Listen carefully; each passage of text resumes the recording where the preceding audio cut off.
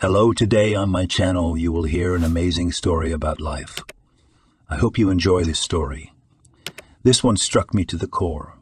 Honestly, I still can't forget it. Enjoy watching. Kate had been in high spirits for days. Jake, whom they had been dating for 5 months, had proposed to her. The wedding was going to be a joyous affair. The only thing that saddened her all this time was that her parents had never lived to see that happy moment. Since birth, Kate was very much loved by her father and mother. The only and long-awaited child did not know anything to refuse. Her parents had a stable business, which had branches all over the country. Especially loved her father, who was ready to spoil his princess every day. And after a prestigious school, Gregory, the girl's father, insisted that his daughter went to study at the best foreign college, where they often flew with his wife. Upon graduation, when she returned, in the first days of the happy parents gave her a luxury car and an apartment in the very center of the city. Then Gregory, at a celebratory dinner on the occasion of her return, said, "Well, my daughter, you are now a fully grown, independent lady. You have a great future ahead of you. Everything that your mother and I have earned in our lives will be yours alone. But one thing I beg of you, always approach everything with a clear head, especially in matters of love. Rich brides are always on the lookout, and do you know how many are after them? So don't be in a hurry to get married. Take a closer look at the one you're meant to marry. Check once again. The security service of our company is always at your disposal. At any time, we'll check all the background of the chosen one. Yes, and the marriage contract must necessarily conclude. Our brother can sometimes leave you without anything. God forbid you'll be left with nothing." Susan, the mother, looked at her husband in surprise. That evening and said reproachfully, "Father, it's like you're saying goodbye to your daughter. You give such instructions, you and I will still have grandchildren to nurse. So let's think of good things. Look what goodies our Polly has prepared for Kate's arrival." Polly, who came from the village, had worked in the house for many years. She was in charge of everything, including cleaning, cooking, and household shopping. She knew the tastes of every member of the family and always tried to pamper them. She did her best for this dinner. She cooked everything Kate liked. At dinner, the family cheerfully discussed stories about student life, and none of those present could not even think that a week later in life will come a terrible grief. Kate was driving home from work that day. After returning home, her father had taken her into his office to run one of his business lines. Dad and Mom were on a business trip to inspect some branch office. They often flew around the facilities, and the father, even for these purposes, bought a personal airplane. She was already approaching the cottage village where they had a house.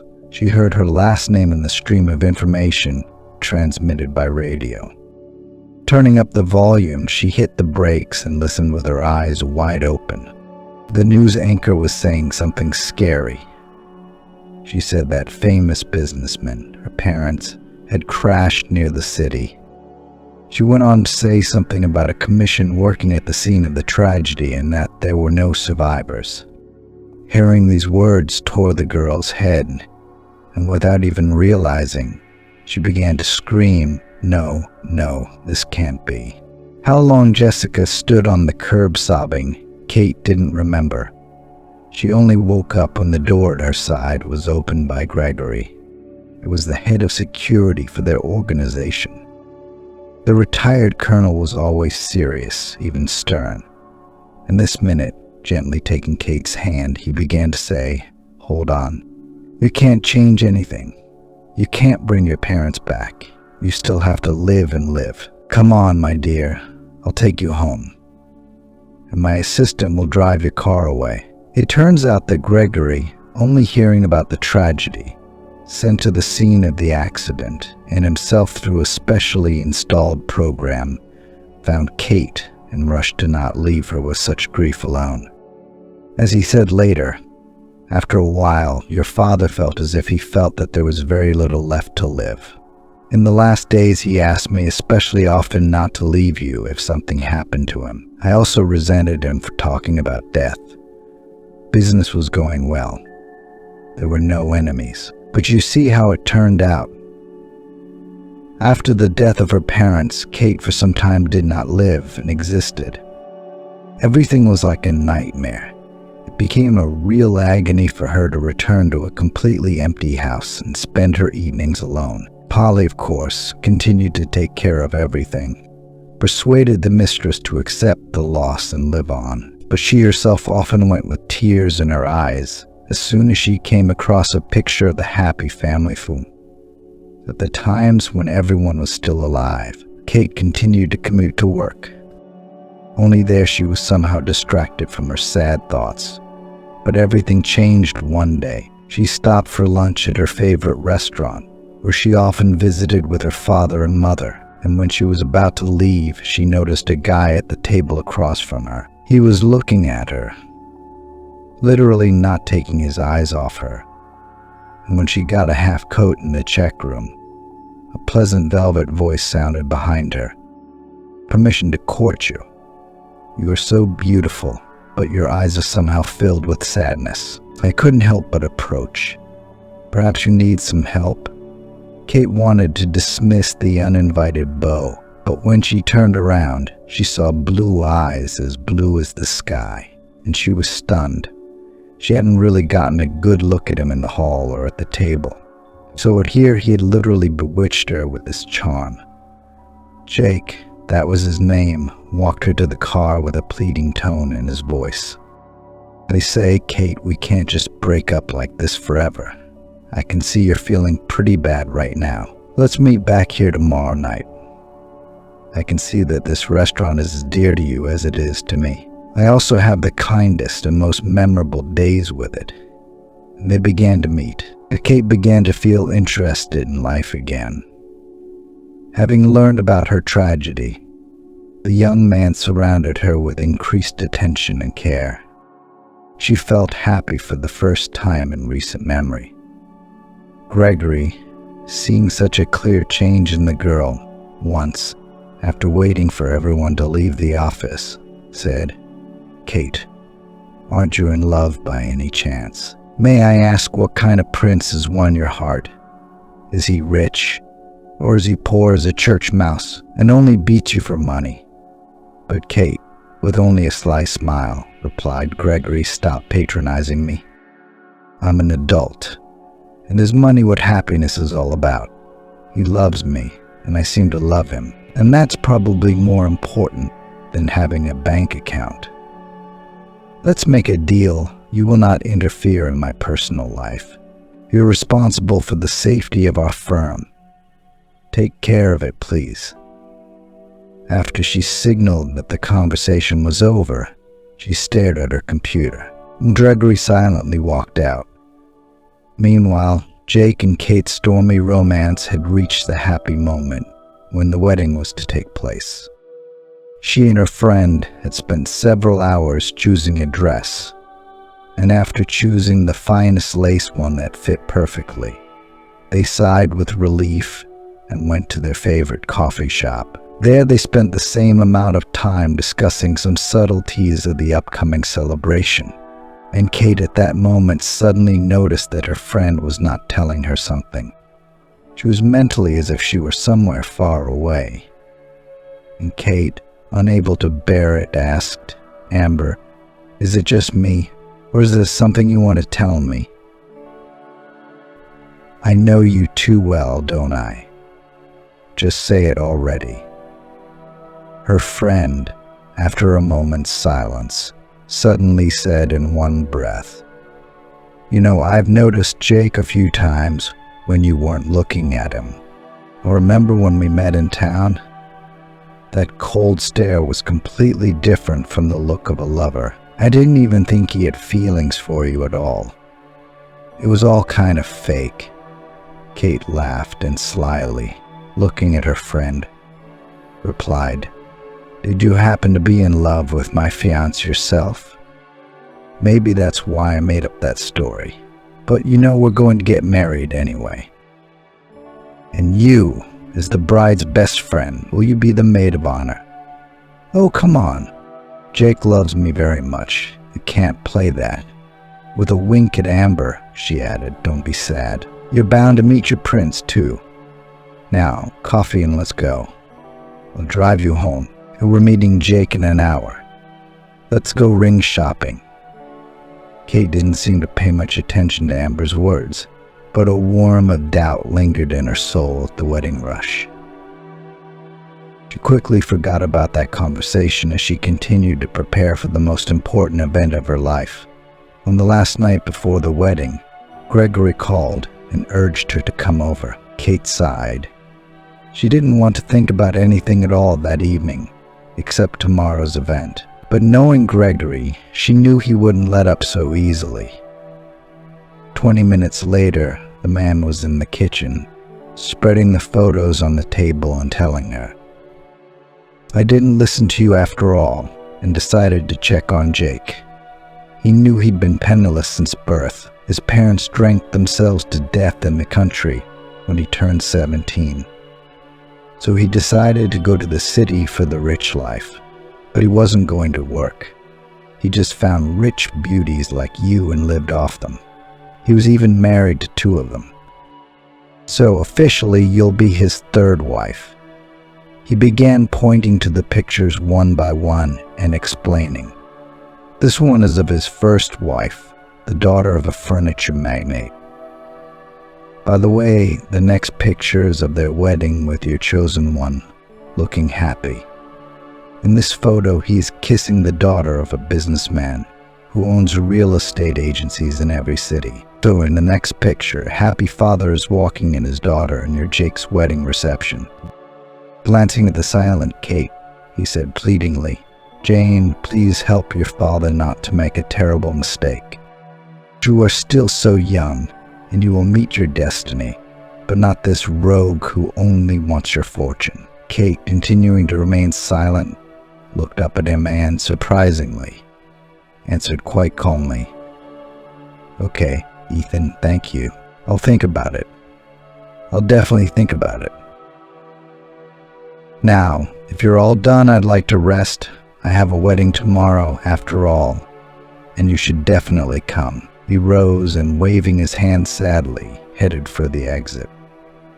Kate sat there for a long time, looking at the pictures left on the table. Then she decided that everyone at that age had a past, and she wasn't going to dredge it up, since Jake hadn't seen fit to tell her.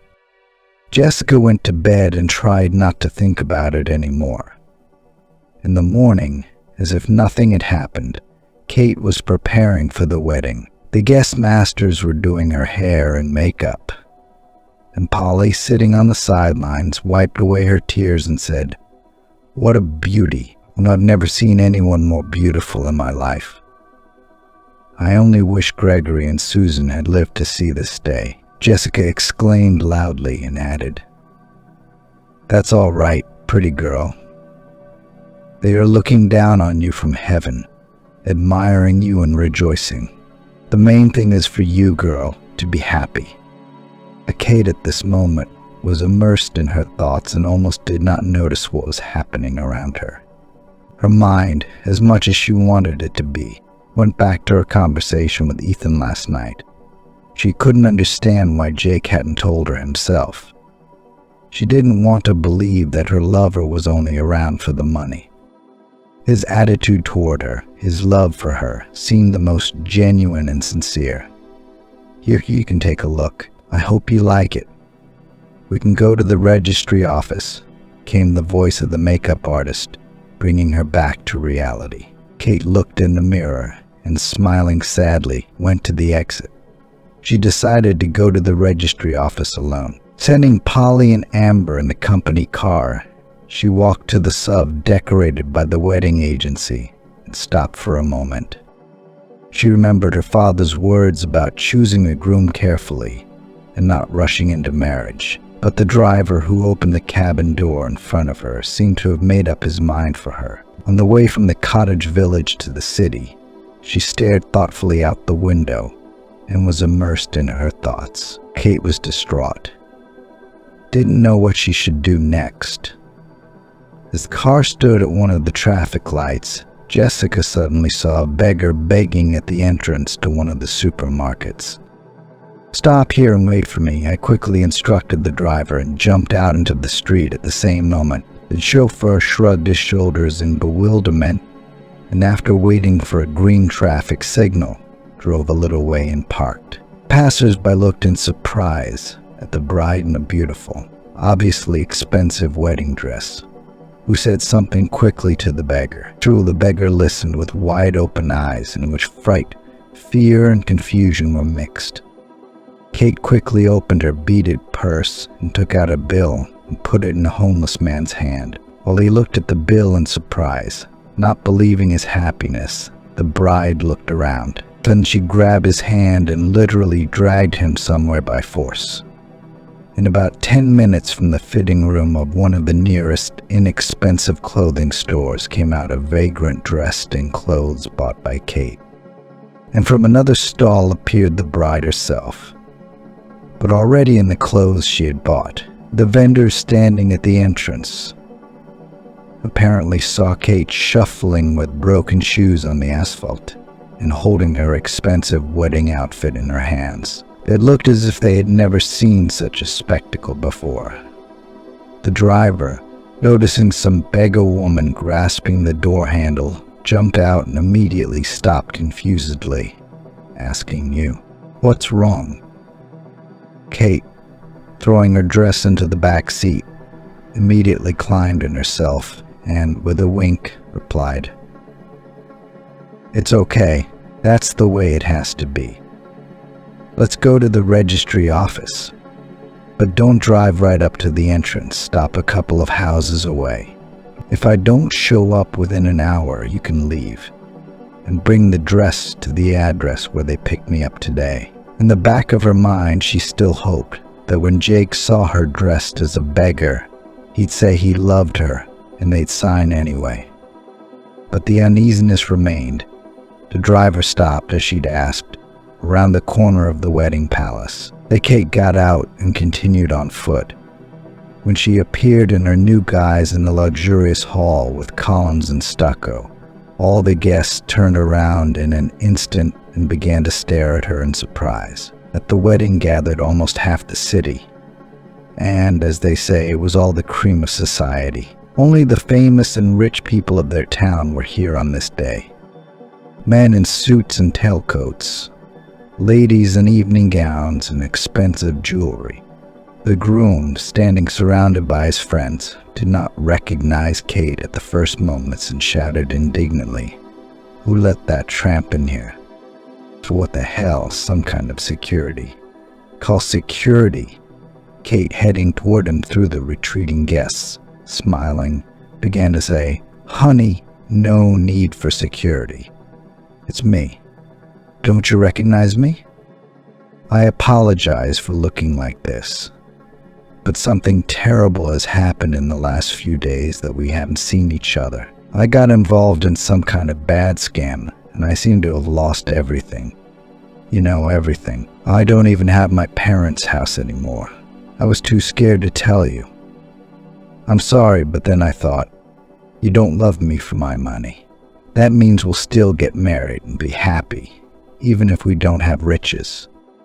"You agree with me," Kate said. She watched her fiancé's reaction carefully.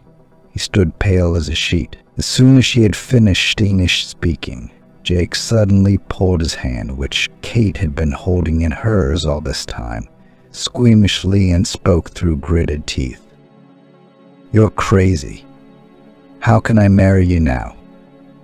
I certainly don't want a wife who's going to sit somewhere and beg for alms. That's not for me." Kate said in a perfectly calm voice, "Well, no, it isn't.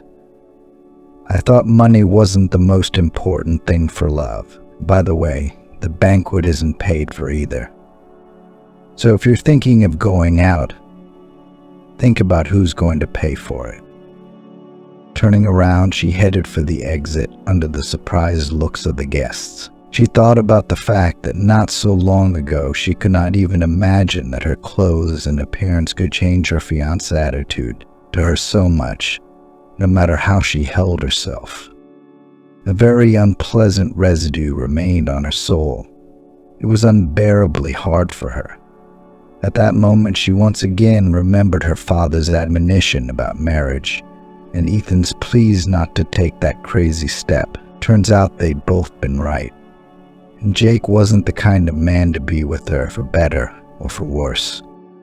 Leaving the registry office, Kate was pleasantly surprised. The SUV decorated with flowers was just around the corner. At getting into the back seat, she asked for a ride home. At this point, she really wanted to just be alone. As she got into the car, something jingled in the pocket of her old dress. Kate reached in with her hand and pulled out a small cellophane bag. There was some money in it, most of which was change, and some other old picture. She carefully pulled it out of the bag. As soon as she looked at it, her heart raced. Holding the photograph with a trembling hand, she looked at it again and again. It was hard for her to believe, but in the picture, smiling happily, stood her father. He was gently hugging the slender brown-haired girl and seemed insanely happy. By the way, Kate almost shouted to the driver, "Please, let's get to that place downtown where the store I changed my clothes was." The chauffeur braked sharply in bewilderment, looked at Kate, but there was so much pleading in her eyes that he sighed and silently turned in the opposite direction. She decided to urgently find the beggar to find out where she got the photo from. But the time was wasted. Neither at the store nor across the street in the crosswalk was he there. Without an answer to her question, Kate had to return home. All night she lay awake, thinking first of the beggar and then of her father. Jessica couldn't believe he could betray her mom like that and have an affair on the side. At that moment, even the disrupted wedding took a back seat. Kate could hardly wait until morning and without breakfast, got into the car, driving again to the place where she had met the beggar. But he was not there this day either. She was ready to fall into despair. Seeing a bakery stall standing nearby, she approached the vendor. "Hello, can you tell me? There was a girl begging for alms here yesterday." Kate began without any hope of help. She was also wearing this gray dress and a knit sweater. "Do you know if she comes here often? Or can you tell me where I can find her?" The man continued to fold the napkins in some special way. Without taking a break from his work, he replied, "Lenka, she just left. They said she was chased away from the station, and the poor thing has to live somehow, so she's asking for alms from shoppers. And at this time she's only at the orphanage. Maybe she has a little boy there, so she runs to him in the mornings." Kate rejoiced and, thanking her, hurried to the car. Where was the orphanage located? She knew, for it was the only one in the town and was situated on the very outskirts. So there was not much traffic on the road to their cottage village at this time, and she reached the place very quickly. And even from afar, Kate saw the person she was looking for. Still wearing the same clothes she had bought her the day before, the tramp was sitting on a bench and watching the children playing behind the fence at the orphanage. But Kate decided not to rush into questions about her father. Taking a seat next to her, she asked quietly, "Do you have a child there?" The stranger turned around and, apparently recognizing the girl immediately, nodded silently. "Then why is he there? And you are here?" Kate decided to ask again. After a moment's silence, the vagrant turned to her, looking at her appraisingly, as if deciding whether or not she should answer. But then her sad eyes filled with tears, and she stared at the babies again and began to say, "It happened. It wasn't my fault. After school, I couldn't get a job. But one day I got lucky. By chance, I found an ad in the newspaper. A rich house required a maid. Surprisingly, I was hired almost immediately. The house was huge, 3 floors, many rooms, some of which were guest rooms. One floor was completely dedicated to the master suite, and showers, closet of course. The owners ran a well-known business in the city, and I can't remember the name of their firm now, but it was something to do with wood. For the few months I worked there before their son came along, there were no complaints about me. But as soon as John came back from overseas where he was training, I knew from the first minute I was lost. Jessica sighed heavily, as if she was back in that time, and a smile appeared on her face. But immediately her face became sad and pensive again. In my mind, I knew I wasn't a match for John, she said. Who he was and who I was, but I couldn't help it. He was so tender and affectionate. I couldn't resist. We started seeing each other in secret from his parents. I mean, we weren't really seeing each other. It's just that John started urging me to be intimate on a regular basis, and I, naive fool, hoped that he loved me as much as I loved him. She suddenly stopped talking and looked at Kate and asked sadly, "Would you be interested in that? Why should it be any more? After all, nothing could be changed." But Kate, you see, wanted to talk. So she took her hand and said, "Even if I don't need it so much, you definitely need it.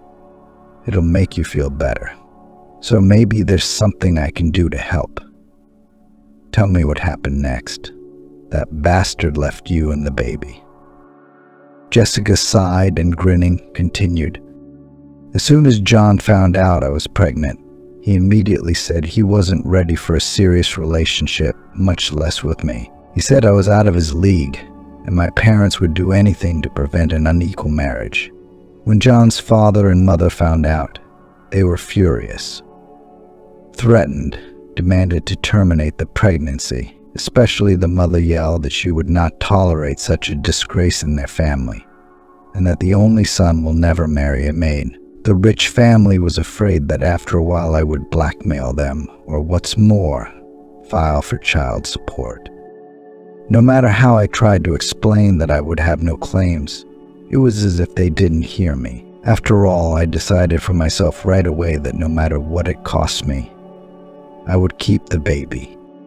At this point, it suddenly began to rain heavily, and Kate suggested, "Let's go back to my car and we can continue." Jessica surprisingly did not resist, silently got up and followed her. Carefully climbing into the front seat, she looked out the window, and seeing the silent question in Kate's eyes, continued, "So I quit them at once, of course. And while my belly wasn't very noticeable, I managed to get a job in a stall as a salesman. My mother had given me a small place to live, thank God, but it was my own. It was difficult, of course. But on the other hand, I was glad that no one would be able to take my baby's life at the moment when everything seemed to be behind me. One evening, the police rang my doorbell. Imagine, these rich people did not settle down saving my son from shame, decided to make me a thief and put me in jail. What could I do? I didn't have money for even the cheapest lawyer, and they bought everything in town. Anyway, not even a month later, I found myself behind bars, allegedly for stealing the expensive jewelry of my rich mother. It was such a blow to me that it seemed to completely divide my life into before and after. There was even the threat of miscarriage, what I did not see and suffered behind bars, but it wasn't enough for those scoundrels. Turning to Kate, with eyes full of tears, she asked quietly in a trembling voice, "Tell me, why are people so cruel? I've done nothing wrong to them. I just wanted to give birth and raise my baby myself. Not only did they send me to prison, but they managed to harm me there too. I don't know how much they paid to whom and why, but my son was taken to a baby home almost immediately after his birth, and from there they transferred him here to an orphanage. I almost went crazy when I found out. but I decided as soon as I got out of prison, I'd take my Michael right away. What good did it do me to find him? I haven't been able to find a job since I got out. Nobody wants to hire me, so I have to beg for alms to survive, communicating with my son in the mornings through the fence when they go for a walk while the principal is away. Jessica absolutely forbids the nannies to let me in. I don't know how to go on with my life or what to do, but Mike should definitely not grow up in an orphanage. Kate suddenly held out the picture to her and asked, "Emily, tell me, where did you get this?" She took the picture in her hands and looked into the face of the woman in the photo and said sadly, "This is all I have left of my mom. I don't know the man in the photo, but my mom used to look at him a lot and cry. And I'm guessing it's probably my father, but I've never been able to find out for sure." Kate's heart clenched. She tried to find familiar facial features in her companion. Her only thought was that if Emily's mother was having an affair with her father, that meant they were sisters. It even began to occur to her that there was a lot about Emily that was one and the same as her dad's. After a few minutes, she was almost certain that Emily was her sister. But until the DNA test, which she decided to do in secret, she wanted to avoid jumping to conclusions and say nothing. For starters, Kate had made up her mind to help the unfortunate one. Despite the fact that the difference between her and Emily was only a couple of years, the latter had already had time to suffer as much as people sometimes experience in a lifetime. Taking her hand, Kate said quietly, "I'll help you. I'll definitely help you. For starters, let's not have you begging for alms anymore." She reached into her purse and, without counting, pulled all the cash out of her wallet. Emily tried to timidly refuse, but Kate literally forced her to take the money. "I think you've had enough of this for now. We'll figure something out from here," Kate said in a tone that brooked no objection. Emily's eyes glistened with tears. She burst into tears and began to say, "I don't want on anything. Just help Michael, please. Get him out of the orphanage." Kate reached into her purse again and pulled out a handkerchief and held it out to Emily. Sure, don't worry, please," Kate said, stroking her hand. "We'll be sure to pick it up. Just need some time." They talked some more. And when Emily had calmed down, Kate offered her a ride home. The so-called apartment, inherited from her mother, was on the very outskirts in a dilapidated barracks. "Sorry, not invited to visit," Emily said, embarrassed. "I don't think this lodging is worth seeing." But Kate realized, without going inside, that the conditions in which Emily lived were far from acceptable. She, almost certain that that one was her sister, was ready to take Emily in at once, but there was something stopping her. She put the handkerchief she'd given Emily in a bag and immediately found out where the accelerated genetic examination was being conducted and went there. That same day in the evening, she already knew what documents were needed to take Michael away, and the result of the examination would speed up the process. While waiting, Kate thought about her sister every day. She was already almost certain that they were related by their father, but the result she received a couple days later came as a shock. It said in black and white that she and Jessica were total strangers, with no relation whatsoever. When Kate left the clinic, she got into the car and couldn't move for a long time. She reread the documents again and again and caught herself at that moment thinking that she was sorry that Jessica was not her sister. All day she thought about it, and finally she realized that no matter what, she wanted to help in some way. Kate has decided to file for custody of Michael. There was no official way for Jessica to take the boy yet. First thing the next morning, she went to the orphanage, and having met the director, expressed her desire to take the child. At the same time, she did not say whom she wanted to adopt. The director, a full-figured woman who did not seem very pleasant, Listened to Kate's made-up story about the child lost in childbirth and explained in detail how the guardianship procedure was carried out. Then they went to the playroom, where the nanny brought some of the kids. Kate recognized Michael right away. Jessica had shown his picture, but she wouldn't have been mistaken either way. He looked a lot like his mom, and Kate took a step toward him and quietly asked, "What's your name, baby?" He looked at her at first with a kind of unchildishly serious look. Then he came over and just as quietly said, "Mike, and you look a lot like my mom." If it hadn't been for the DNA test, she would have agreed with the little guy. Indeed, in some ways they were similar to Jessica, and Kate didn't even realize what. As she approached the baby, she smiled and, taking him in her arms, said, "That's good. Then we'll be friends." As she left the orphanage that day, she asked Emma, the director, to allow her to take Michael out for at least a few hours on the weekends while the registration was in progress. After some thought, she said yes. Kate immediately went to Jessica to tell her. From that day on, while the registration was in progress, she began to take Michael every chance she got. And when she bought a phone, she would call and would tell him where they would be walking, so that Jessica could look at her son. In consultation, they both decided that Jessica didn't need to see him yet. The boy might talk to the orphanage, and there could be trouble with custody. Everything went as planned. Kate worked from morning till night.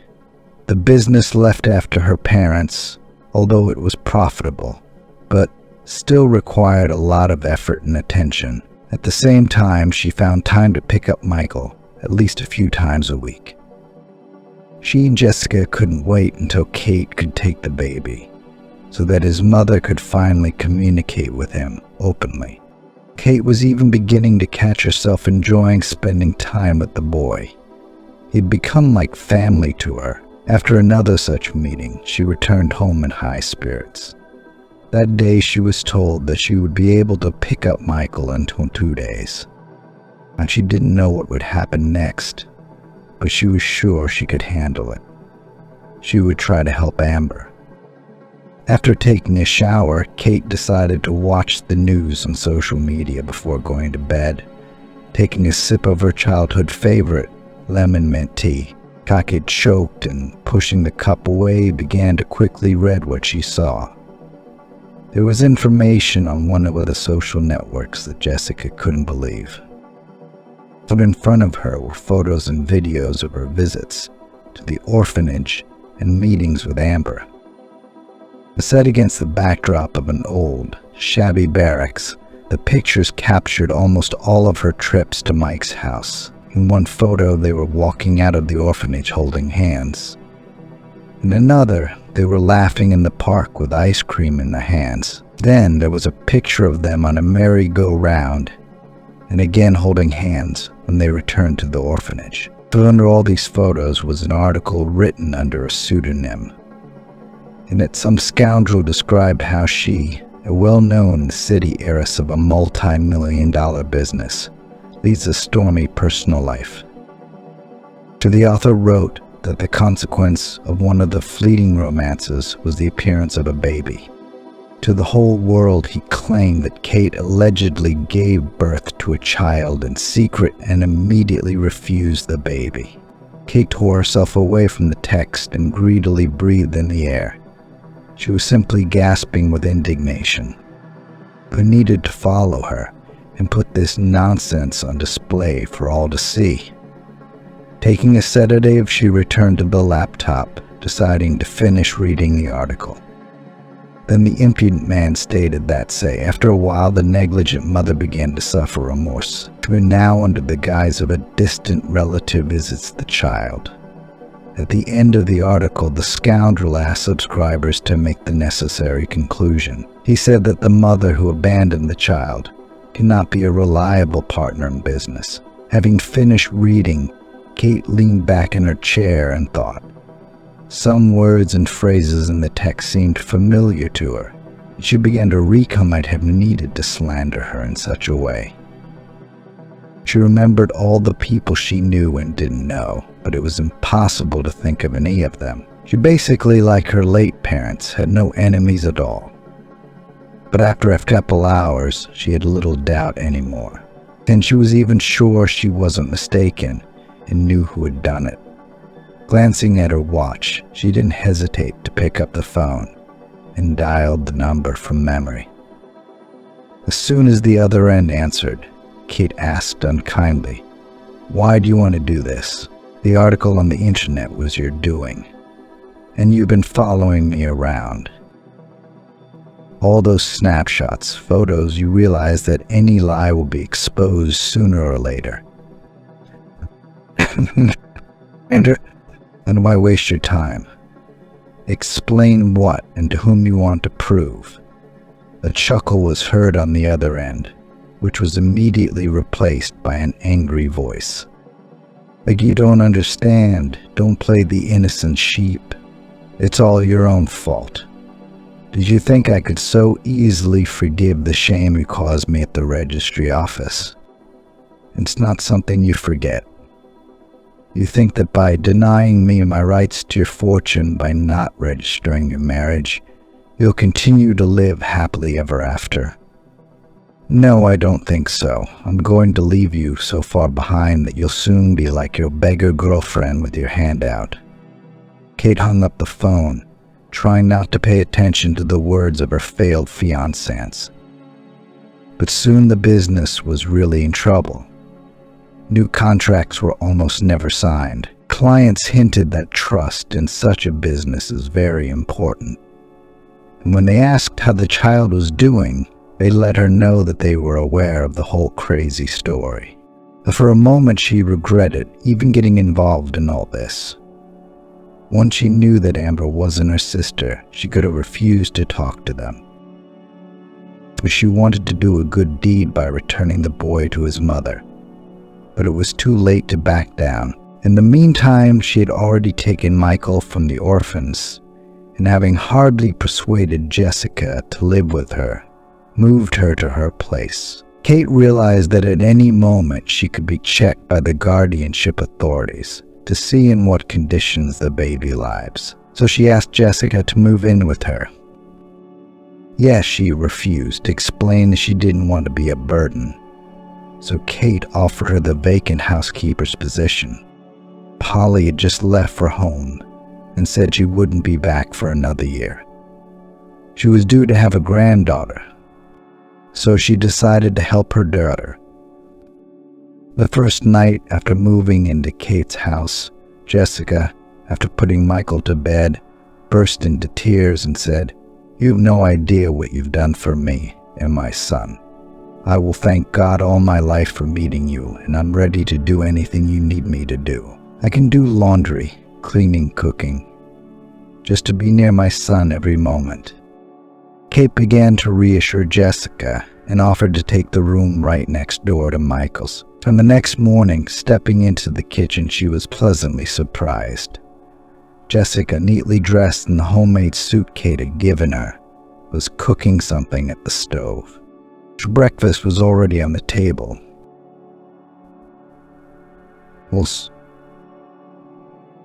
When she heard the footsteps, she turned around and, smiling, said, "Good morning. I'm sorry I'm running the place. You said yourself I could. I made everything for breakfast. I just didn't make the coffee so it wouldn't get cold. And while you're washing up, I'll have time for everything." "Good morning." Smiling back, Kate replied, "Thank you very much. Good for you running the household. Mike's still asleep. By the way, let's go you already. The age difference between us isn't at all the same for howling." A few days later, Kate didn't regret leaving Jessica behind. She was doing a great job at home and spending all her free time with her son. Kate noticed that with their arrival, the house seemed to come alive. When she came home from work, she knew she was expected and tried to get out as quickly as possible. One such evening, she stopped at the store for groceries and headed home. But at the turn into a cottage community, she didn't realize what had happened. The car was literally thrown off the road. Everything happened in a matter of seconds. The car, several times overturned, hit a tree standing aside. Kate lost consciousness. When she woke up, she was already lying on a stretcher. There were people standing around. She saw Ethan nearby.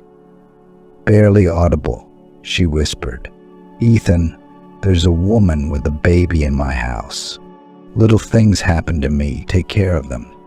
And run things. Tell her everything's gonna be all right. She won't let you down, I know." The way the man nodded, she knew he'd heard everything, and she was sure he would. Kate closed her eyes and was carried into the ambulance. Ethan went to her house immediately after Kate left, telling Jessica what had happened, including Kate's request for a transfer. Jessica cried, clutching an uncomprehending Michael to her chest, and said confusedly, "How come? What is this? I don't understand anything about these matters." "What now, Kate?" Ethan tried to calm down, saying that he would help in any way he could. At Jessica's request, he spent almost an hour talking about what Kate was doing. And then, glancing at his watch, apologizing, he said, "I'm leaving you my number. As soon as you need any help, call me." After putting Michael to bed, Jessica herself couldn't sleep for a long time. She was terrified. After all, running the business Kate had entrusted to her was not an easy task. But Jessica could not refuse, because she promised to help her savior in everything. The next day, Ethan arrived with bags full of groceries, and from the doorstep said, "In the hospital, the mistress is still unchanged. Lying in the intensive care unit in a coma. The doctors give no prognosis, so Jessica, you'll have to dive into things. You'll have a nurse come in tomorrow morning. Her co-workers recommended her to me. I'll send a driver to pick you up and meet you at the office.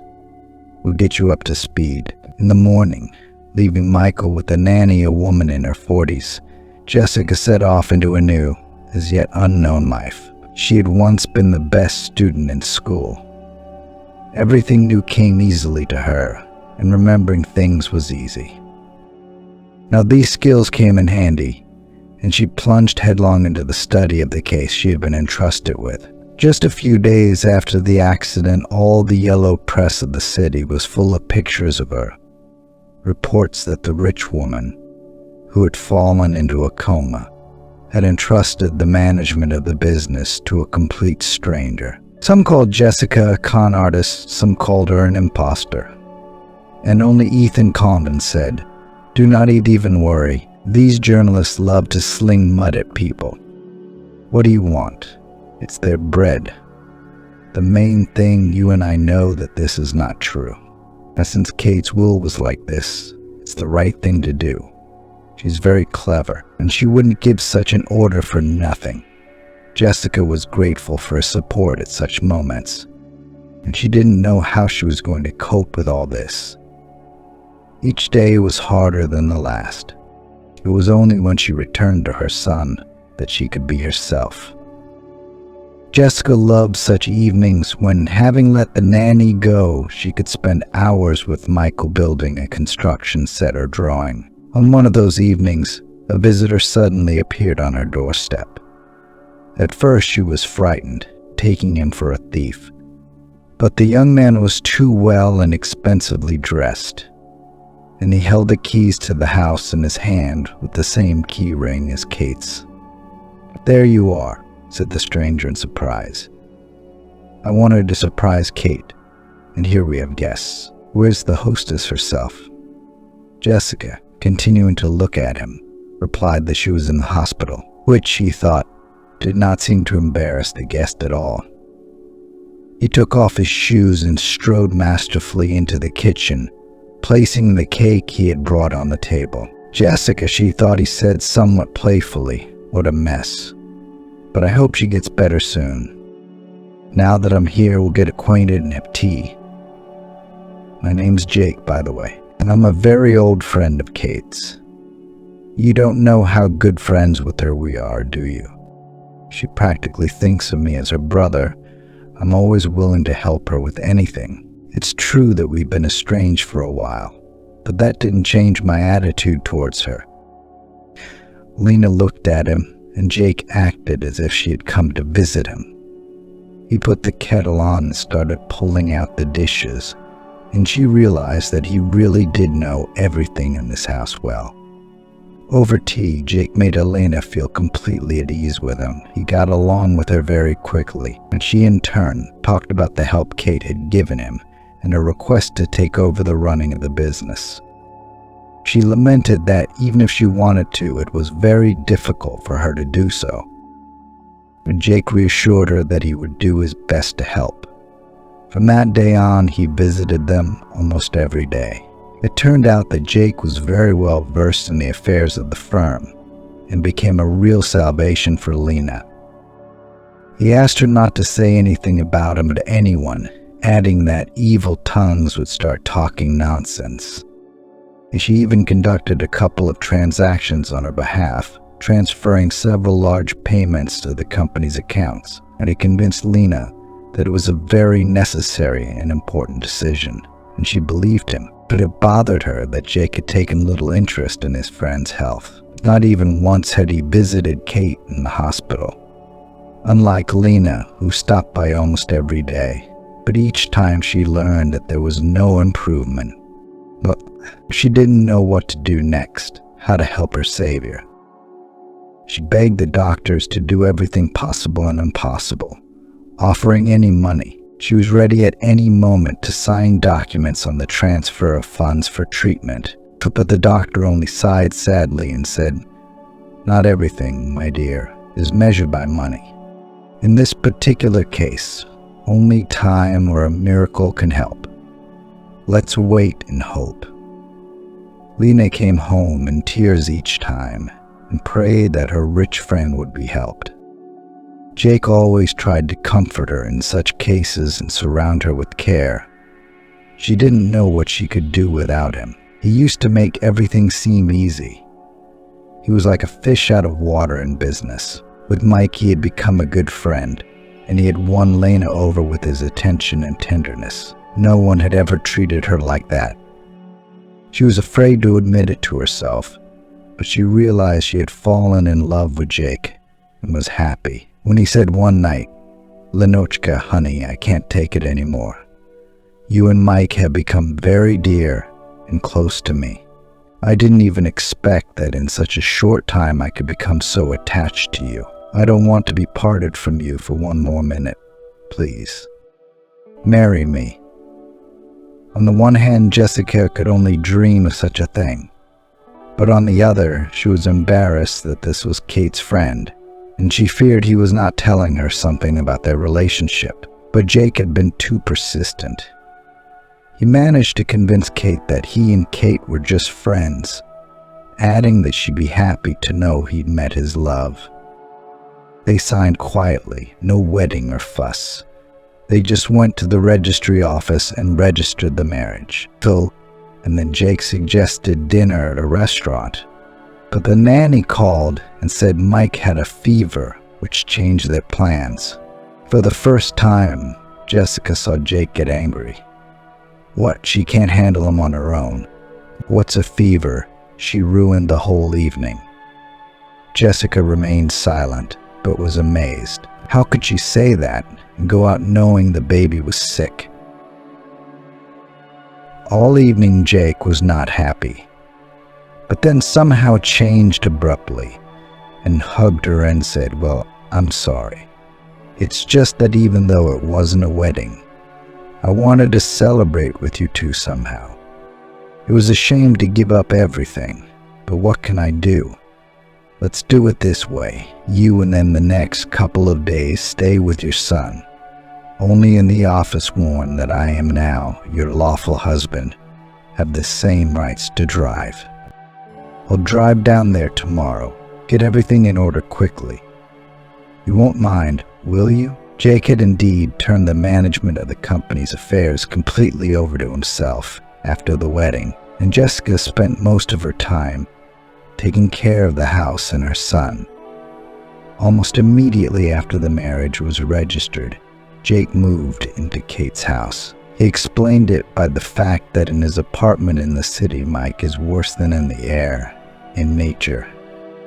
But all this time, Jessica did not forget about her friend for a day. Kate had been in a coma for almost 3 years. The doctors hinted that hope, even the last hope, was already gone, but Jessica didn't want to believe it. And time after time, going to the clinic, hoped to learn about the improvement. However, everything remained unchanged. When she returned home, she couldn't hold back her tears and, sobbing, prayed to God to help Kate. Jake was getting annoyed at times like this. "Jess, how many times can you do this? She's been down for so long, and even if she does recover, she'll be a vegetable. Sign the papers and have them take her off life support. At least she's got some life. Well, you keep hoping it'll be over soon for her and for us." Jessica didn't understand her husband, for he and Kate were, in his own words, friends. But she put his nervousness down to his fatigue and went to the hospital again and again. At some point, she noticed that every time she arrived, the same orderly was on duty around Kate. And this had been the case both a year ago and 2 years ago. And now he was looking at the patient in a special way. Jessica decided to meet him. It turned out that Alex studied at medical school and worked part-time at the hospital. He said with some trepidation, when I first saw her, it was like I felt like she needed me.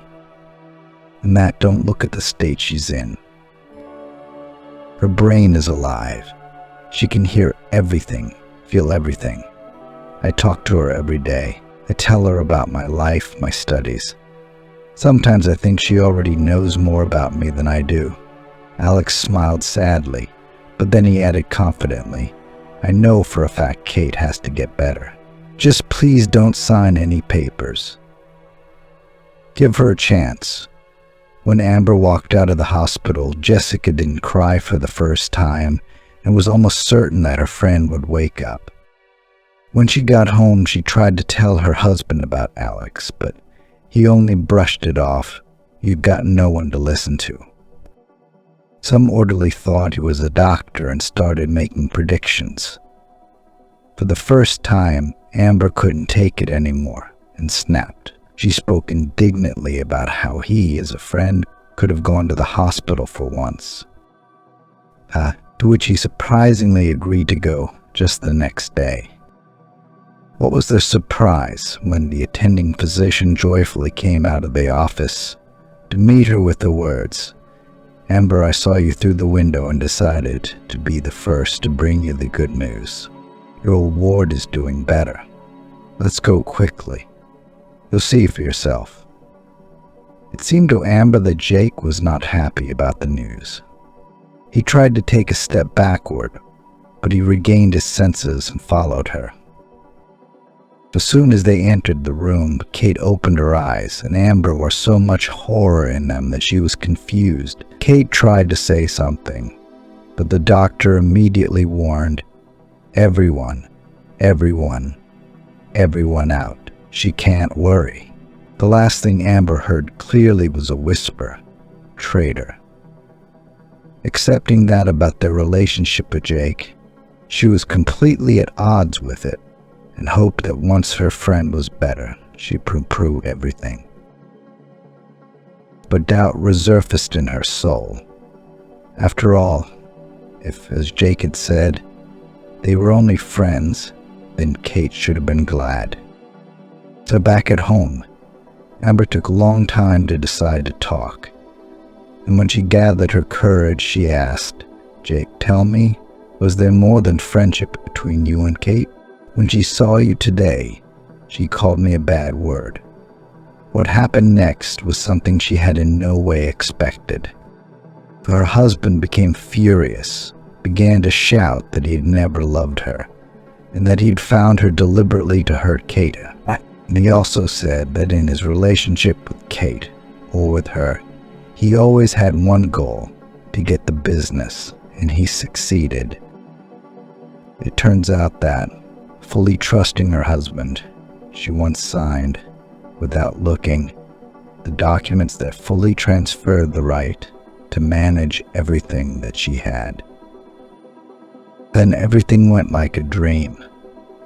Her recently beloved husband gave her an hour to pack, and said that after that he would not want to see her, or her, as he said, a freak.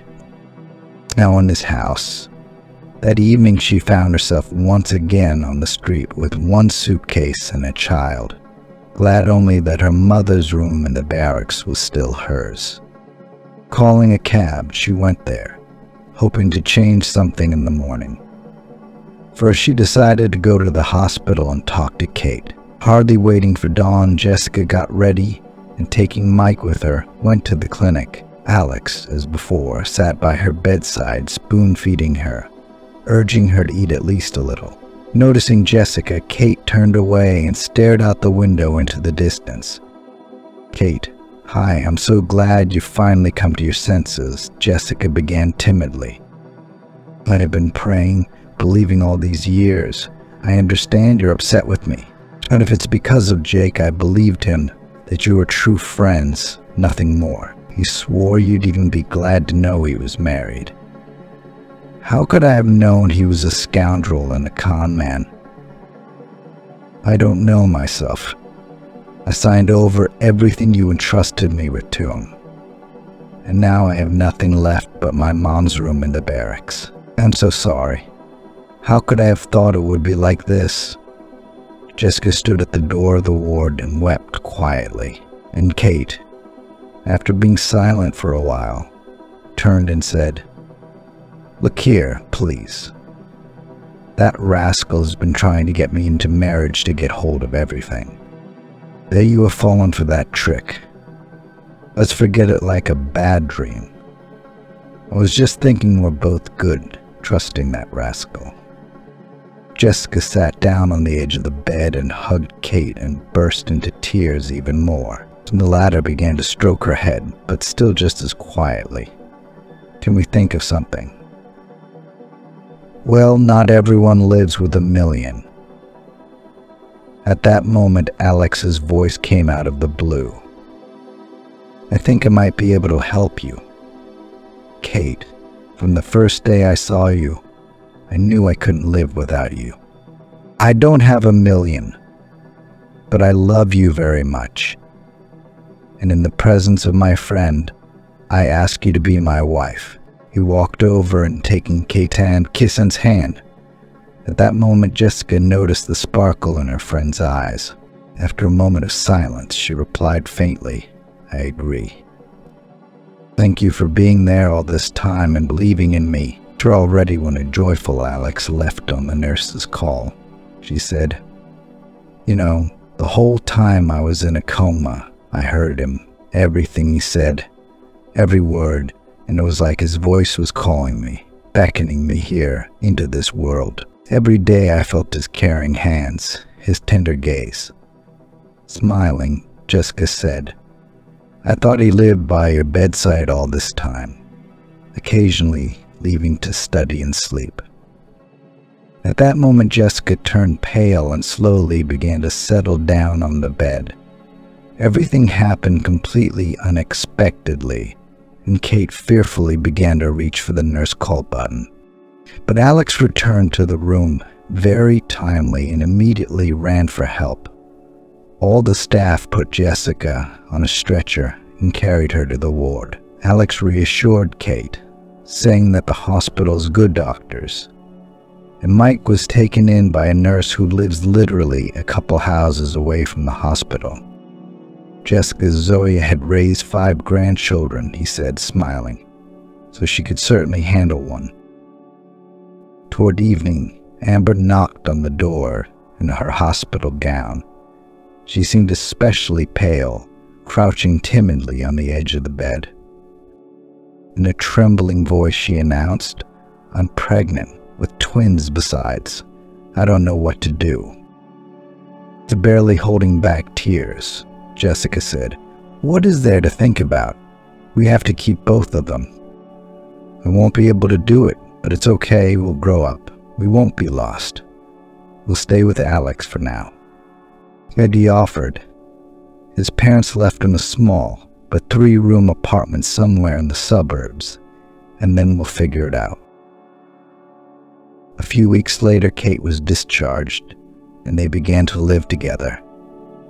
Mike was put in daycare. Amber went to work as a saleswoman in a store near the house, and Kate slowly began to implement a new business idea. Alex, after their marriage registration, became a real caring husband and devoted all his free time from school and work to his family. He treated Kate with great tenderness and was ready to do anything to make her happy. Time flew imperceptibly. Shortly before Amber's delivery, the doctors informed her that she would have a C-section, saying that with such a rare blood type as hers, it would be difficult to find a donor in case of emergency.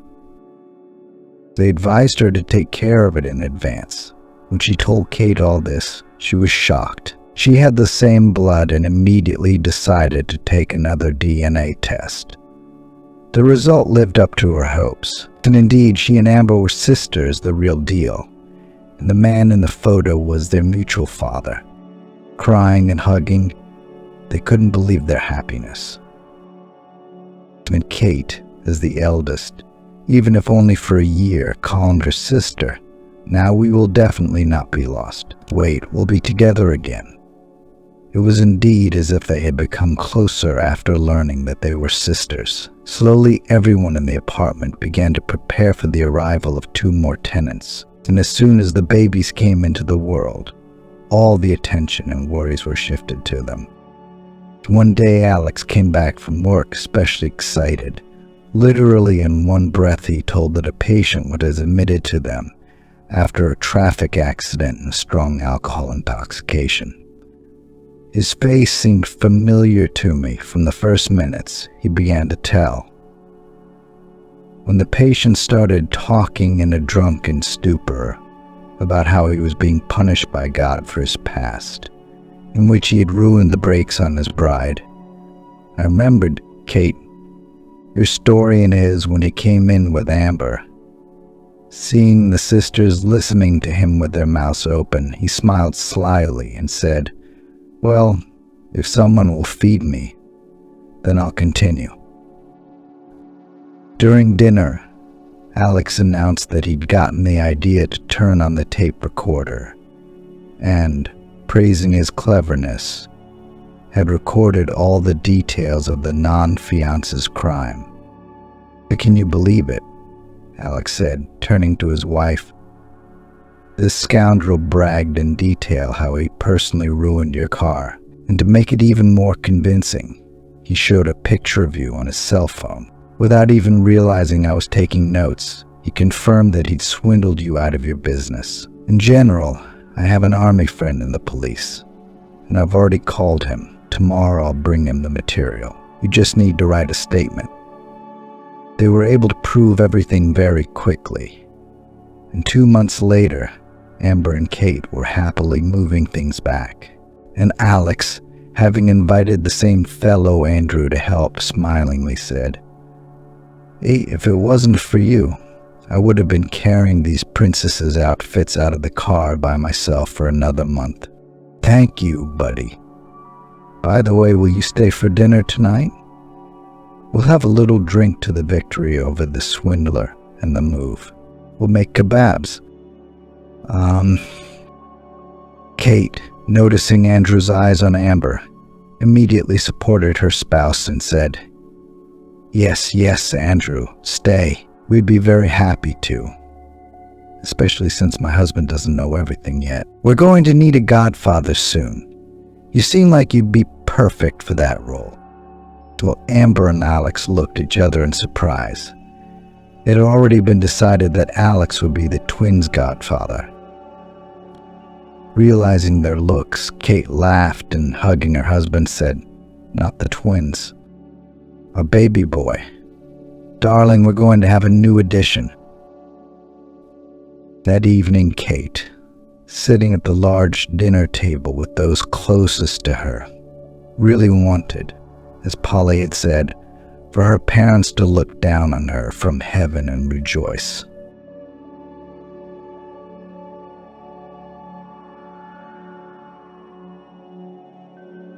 The alarm clock ticked quietly in the morning darkness. I could have bought an electronic silent one, but the analog one didn't bother me. On the contrary, the dull ticking didn't irritate her, helped her sleep, and in the morning it made her listen, dispelled her sleep. Jessica opened her eyes, glanced at the alarm clock. As always, she'd woken up 10 minutes before it rang. Now she would lie there for those 10 minutes, occasionally looking to see how much time was left. No need to get up, she'd wake up anyway. But no, there was no signal. Apparently, the brain only turns on cue. A reflex developed over the years. One day, Jessica set her alarm clock 10 minutes ahead.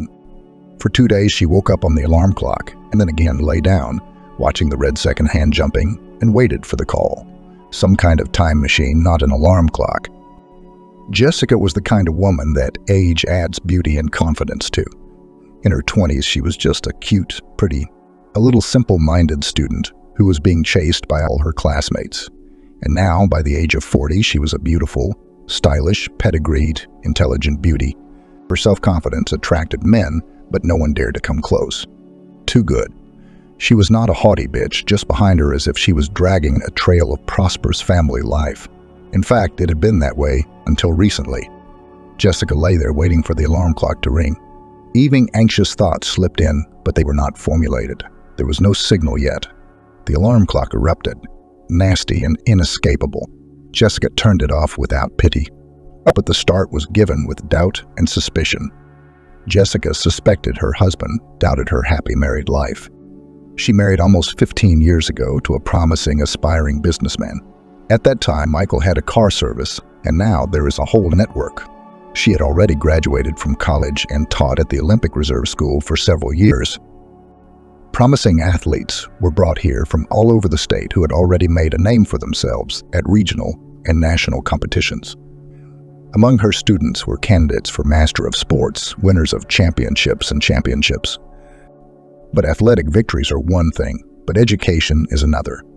Jessica taught English, which athletes with their terrible training regimen did not need. So Jessica's main task was to somehow buy lessons, tutoring, but to pull the hope of American sports at least for a 3. One Friday night after work, Jessica and her friend in misfortune, Emily, a math major, decided to relax at a night. Why? Young, unmarried, tired of titled, but completely uninterested students. They have a right. They quickly regretted coming. Too loud, too bright. Tired of dancing and shouting and trying to say something, she shoved herself into a far corner, but there was a rumble of noise, and the ubiquitous twirling spotlights were in her eyes. Emily jumped up in front of the table. "Don't sit there."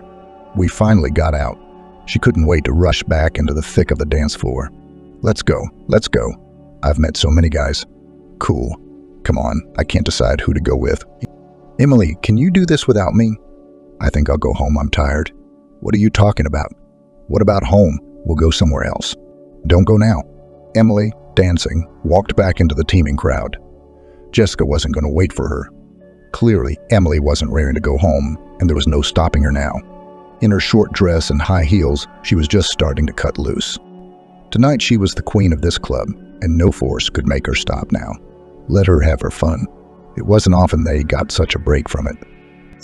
Jessica waited for the music to quiet down so she could make her way to the exit through the dancing crowd. "Hi." A tall young man stood in front of the table. "Can I sit down? Emily has set the pace so fast and I can't take much more." "Yeah, sit down. I'm just leaving anyway. Can I come with you?"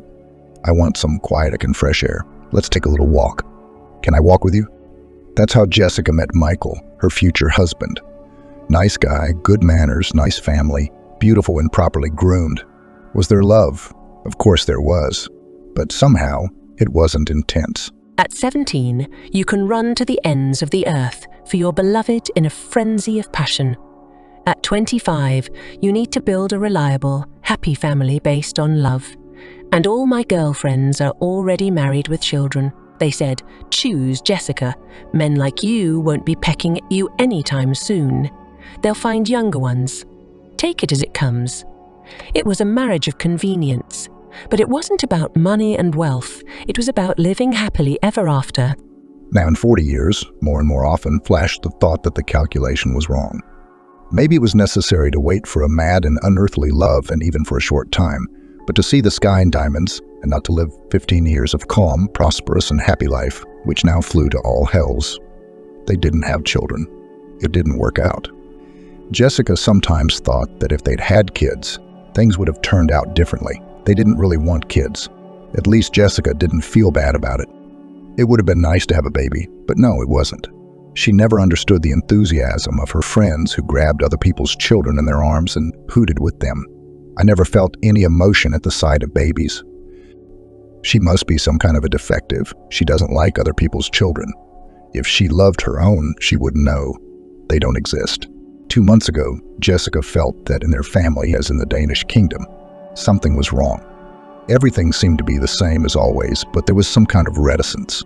Like Michael had a secret. What secret? They never hid anything from each other. He looked at Jessica with a frozen stare, like he couldn't see. Sometimes he seemed to want to say something, but it was as if he hadn't decided if he should. He always worked hard, and if he was late, it never occurred to Jessica to get jealous and throw tantrums. Now she was watching the clock, calculating what time he should be home. If he wasn't home on time, she'd start to worry, to suspect. Of what? Well, what could one suspect a husband of? Cheating, I guess. Although it seemed to Jessica that a cheating husband should behave differently. She didn't know how. But for some reason, she didn't believe in cheating. It was too trivial. There was no other reason for the changed relationship. Michael, what time are you coming over? I don't know, it's a lot of work. You're hardly ever home, you don't tell me anything. It's like I'm not in your life. Jess, are you jealous of me? It's a little late for that, I understand, about 15 years ago. But why now? I thought you know what to do when you're imagining things. Okay, I'm off, Smoochie. He poked Jessica on the cheek, grabbed his keys, and left. That's how we talked. Maybe it was nothing. I made it up, I'm suffering. But a nagging sense of impending misery lingered. No, something's wrong. Something's about to happen. Jessica decided to do something useful, but not her favorite. She had her own system for keeping the house in order. Sure, dusting and scrubbing the floors was a necessity, but she hated general cleaning, never trying to do everything at once. She assigned herself half an hour of family chores. There are community chores, and these are family chores. For example, wash the window, dust the bookcase, put the kitchen shelves in order. It's not a waste of half an hour. And the things I didn't want to do are done. Today was the clothes closet's turn. It was high time to put away the winter stuff, make an inspection of t-shirts and shirts. There's probably something that needs to be thrown out by now. Well, not thrown out, but taken to the country house. They don't throw anything away.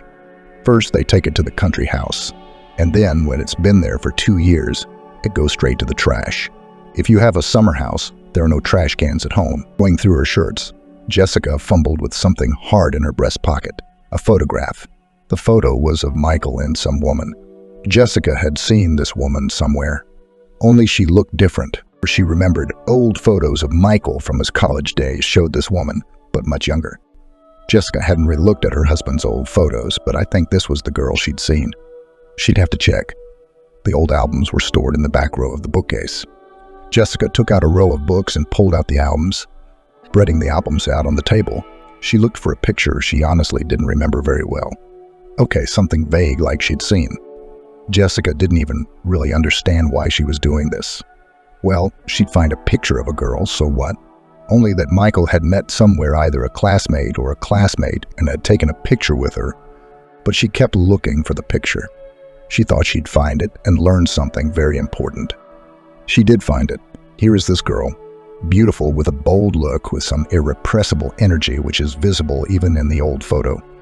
And next to Michael, look so that it is clear, is not just love. Here is a passion that will sweep away everything in its path, push on any deeds.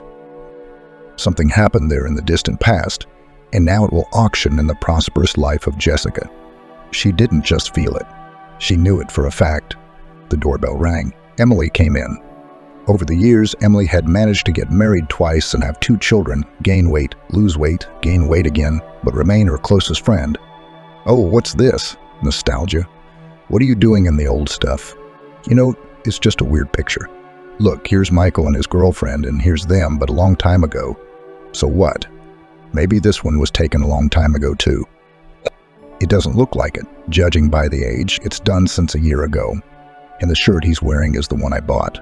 So this girl showed up again not too long ago. He never told me anything about her. He kept the picture in his pocket. Either it was precious or he was afraid he'd lose it. Or he was afraid I'd see it. Jess, what does that mean?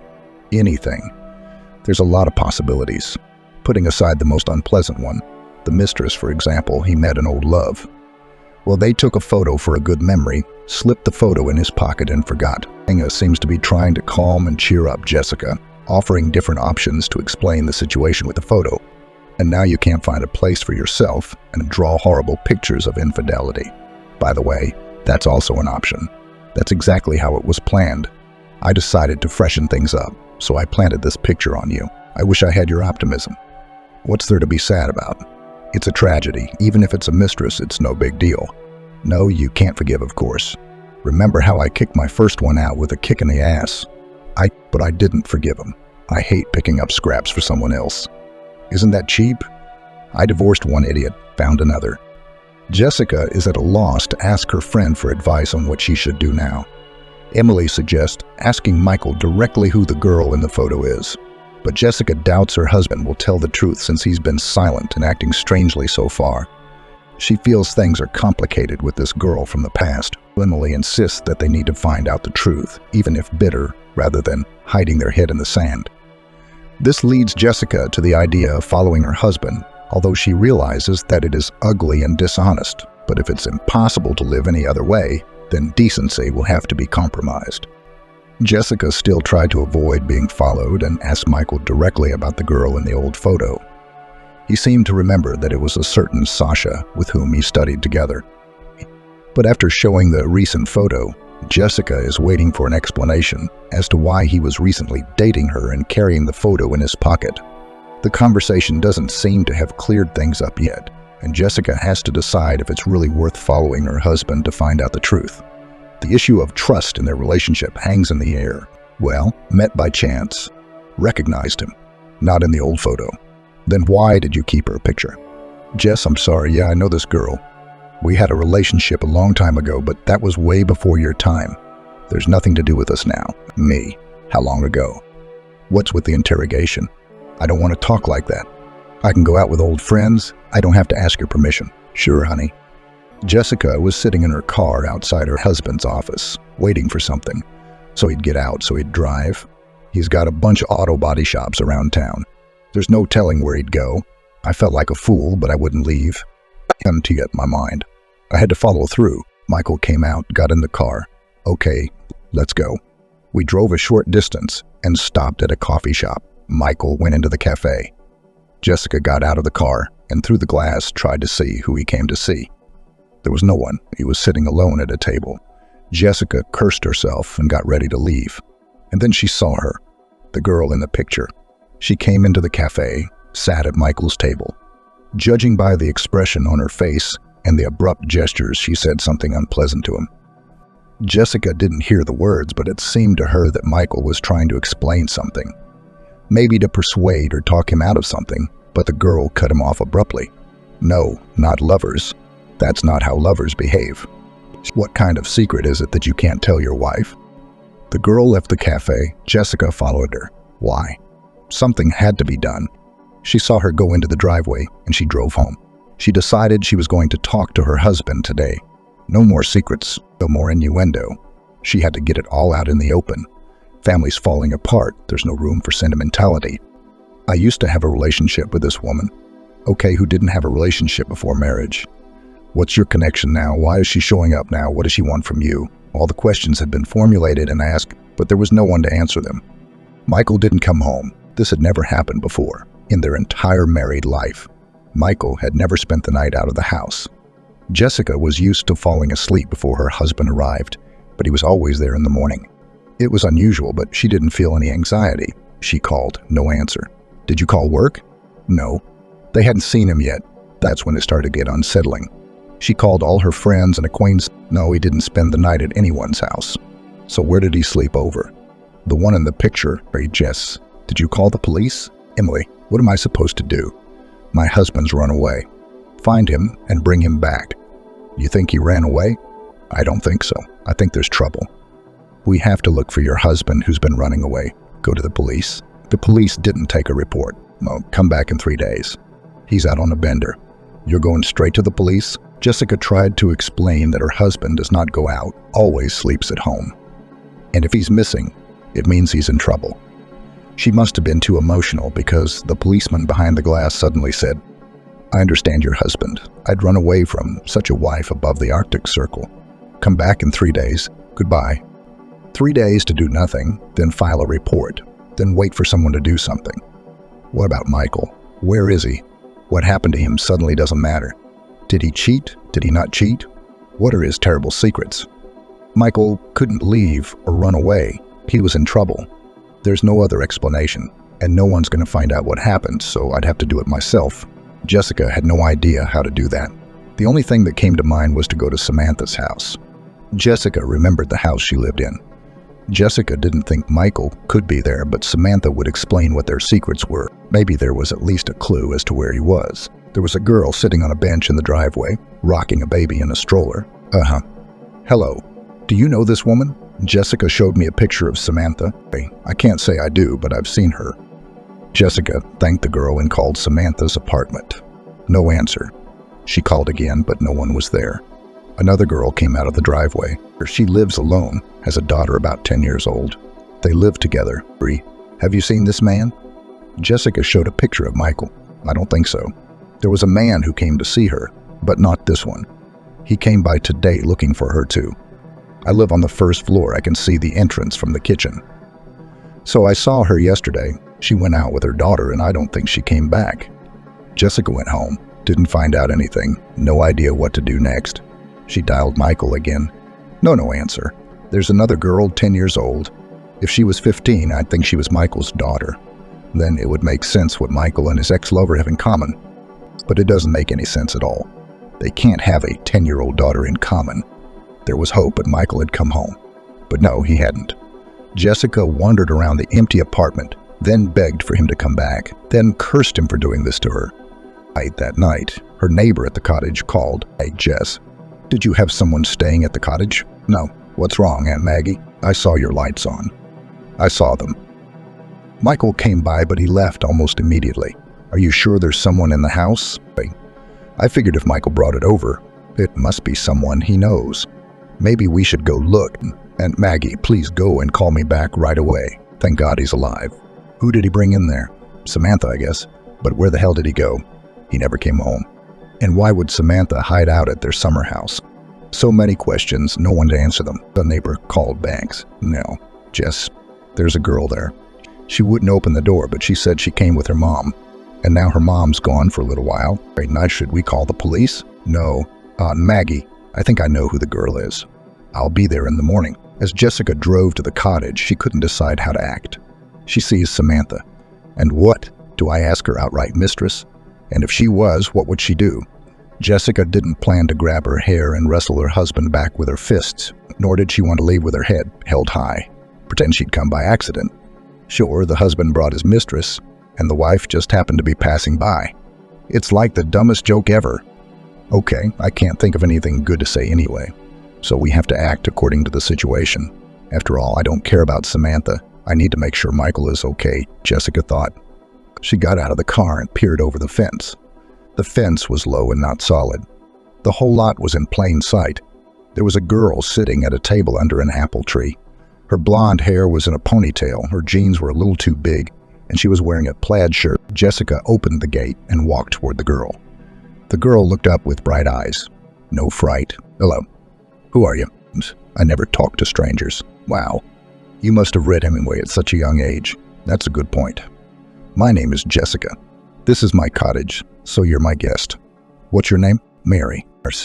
Mary, are you here all alone? Oh, I'm here with my mom, but she went away for a while yesterday. She's not back yet. Mary, have you seen this man? Jessica showed me a picture of Michael. Of course, that's Uncle Michael. He brought us here, and he came again yesterday. Mom left with him, not hungry. No, the fridge is full. Jessica went inside, looked in the fridge. It was full. Sausage, cheese, yogurt, eggs, vegetables. There's chicken in the freezer. Settled in pretty good. They must have been planning on living here. So where's Samantha gone? We can't leave her here alone, can we? Mary, come with me, and we'll leave a note for Mom. May Schulzen. Let's go, in case Mom doesn't come home tonight. It's scary out here at night. On the way into town, Jessica asked, Mary, where's your daddy? He doesn't live with us. He is a traveler, recently was in Antarctica, and used to work in the circus. He's a magician. Jessica thought the girl chuckled. I see. He traveled to Antarctica and shows tricks to the penguins there. Mary also said that she and her mom often move around. They don't have their own house, but it's even more interesting that way. They lived in Greece for 2 years. Mary liked it there. It was warm and there was a sea, but her mom said she had to go back. So they came. Mom has a friend in town, Josh. Mary remembers where he lives. We should find him. See if he knows where Mom went. But Mary, when you went to the cabin, did Mom and Uncle Michael talk about anything? Mom kept saying she was going to go all the way, punish some creep. And Uncle Michael said it was dangerous and we should leave. Well, that's just what I need. Oh, you're in trouble, Michael. What have you done? We're going to have to look for Josh Doe. Maybe he'll clear things up, Jessica thought. Mary showed her the house where Josh lived and said he would be here soon. He always came at the same time. About 10 minutes later, Mary jumped out of the car and, with a shout of Josh, threw herself around the neck of a tall, long-haired young man. Mary, my little monkey, where did you go? Where's Samantha? I haven't been able to find you for 2 days. He doesn't seem to know much either. But we have to try, Jessica decided. I'm Jessica. You see, your Samantha didn't go missing alone, but with my husband. And I found Mary at my cottage. I was hoping you could help me figure it out. You know, I'm having such a crazy day today. I drove home with one thing on my mind, something to eat. There's a diner around the corner. Let's sit down, eat, and try to exchange information. Josh knew Samantha before she went to Greece. Knew she was from Atlanta, was Miss Atlanta. Had a mother there, classmates. She didn't go on to college, got married, had a daughter, then divorced. But it was her ex-husband she had a very complicated relationship with. Josh didn't know exactly, but it seemed to him that her ex-husband had hurt Samantha in some way. She hadn't said much about him, nothing specific, but there was a clear hatred mixed with squeamishness. I'd crushed the filthy insect, but I'm disgusted. She'd gone to Greece because she'd been asked to marry there. But the marriage didn't work out, so she came back. It was after she came back that she started acting strange. She was always calling someone, disappearing, throwing jobs at Josh, meeting someone. Josh was happy to help, but he didn't understand how. It's not like she'd let him in on her plans. And now she's missing. And not alone, mind you. I don't understand what my husband has to do with this. We knew each other years ago, but I never heard from her, Jessica said. She's back, and Michael rushed to help her. He was so eager to help her that he forgot to tell me he was leaving. Is she such a femme fatale that men lose their heads and don't remember themselves? You'd lay down your head if she asked you to? No, Jessica, you're thinking in the wrong direction. There's no reason to be jealous. First of all, she has a policy of no relationships with exes. Never go back in the same river. Secondly, I think she loved her Greek. I don't know what happened between them, but she didn't come back the same. If she found your husband after all these years, she must need him for something. She can't do it without him. I wish I knew what she was up to. Couldn't she have gone back to Austin to see her mom? Or even if she did, she wouldn't have left Mary. She wouldn't even think about her mom. Okay, we can't think of anything now.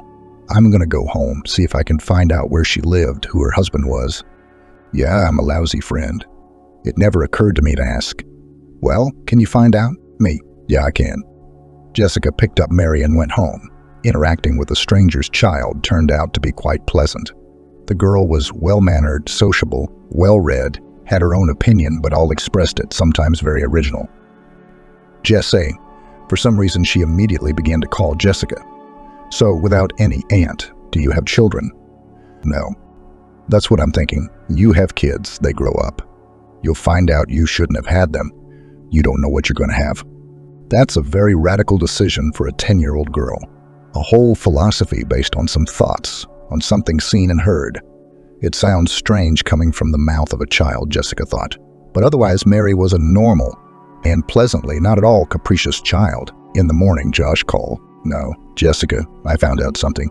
I gotta go to Austin. I'm leaving tonight. I'll be there tomorrow. I'll ask around, and then I'll be back. Will you keep an eye on Mary?" "Sure." "What'd you find out?" "I'm guessing. I'll tell you when I get back." Josh arrived in Austin, and the first thing he did was visit Samantha's mother. Old shabby house with an entryway that looked more like a public restroom. The doors are peeling, the door lock falling out of the door. It's unclear how the door even closes. The bell hanging from the wires certainly doesn't work. It's impossible to imagine Samantha living here. Could anyone really live here at all? Josh knocked on the door, not expecting an answer. Suddenly, the door opened. A woman stood in the doorway. Her age wasn't even roughly determinable. The apartment smelled so bad it made me want to run away. You can't breathe that air. Asking about Samantha here was pointless. But Josh did ask. "Samantha's a bitch. I don't think I've ever seen her before. She left my mom. I don't need my mother. I'm dying here all alone. Or do you even know she's got a daughter growing up?" "I don't want to know. She's an asshole herself, and her daughter will be the same. She's all grown up now. She's running around with dogs." "What? Somebody come looking for Samantha?" "I did. I told them to get out. She said she'd laid her life on them, and now there's no one to serve her. Free and slip." She remembered the glass, but not the water, Josh muttered. The woman staggered, but held onto the door. Careful not to fall. She turned and staggered back into the apartment.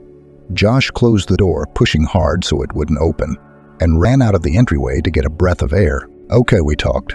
What a nightmare, he thought, not expecting this.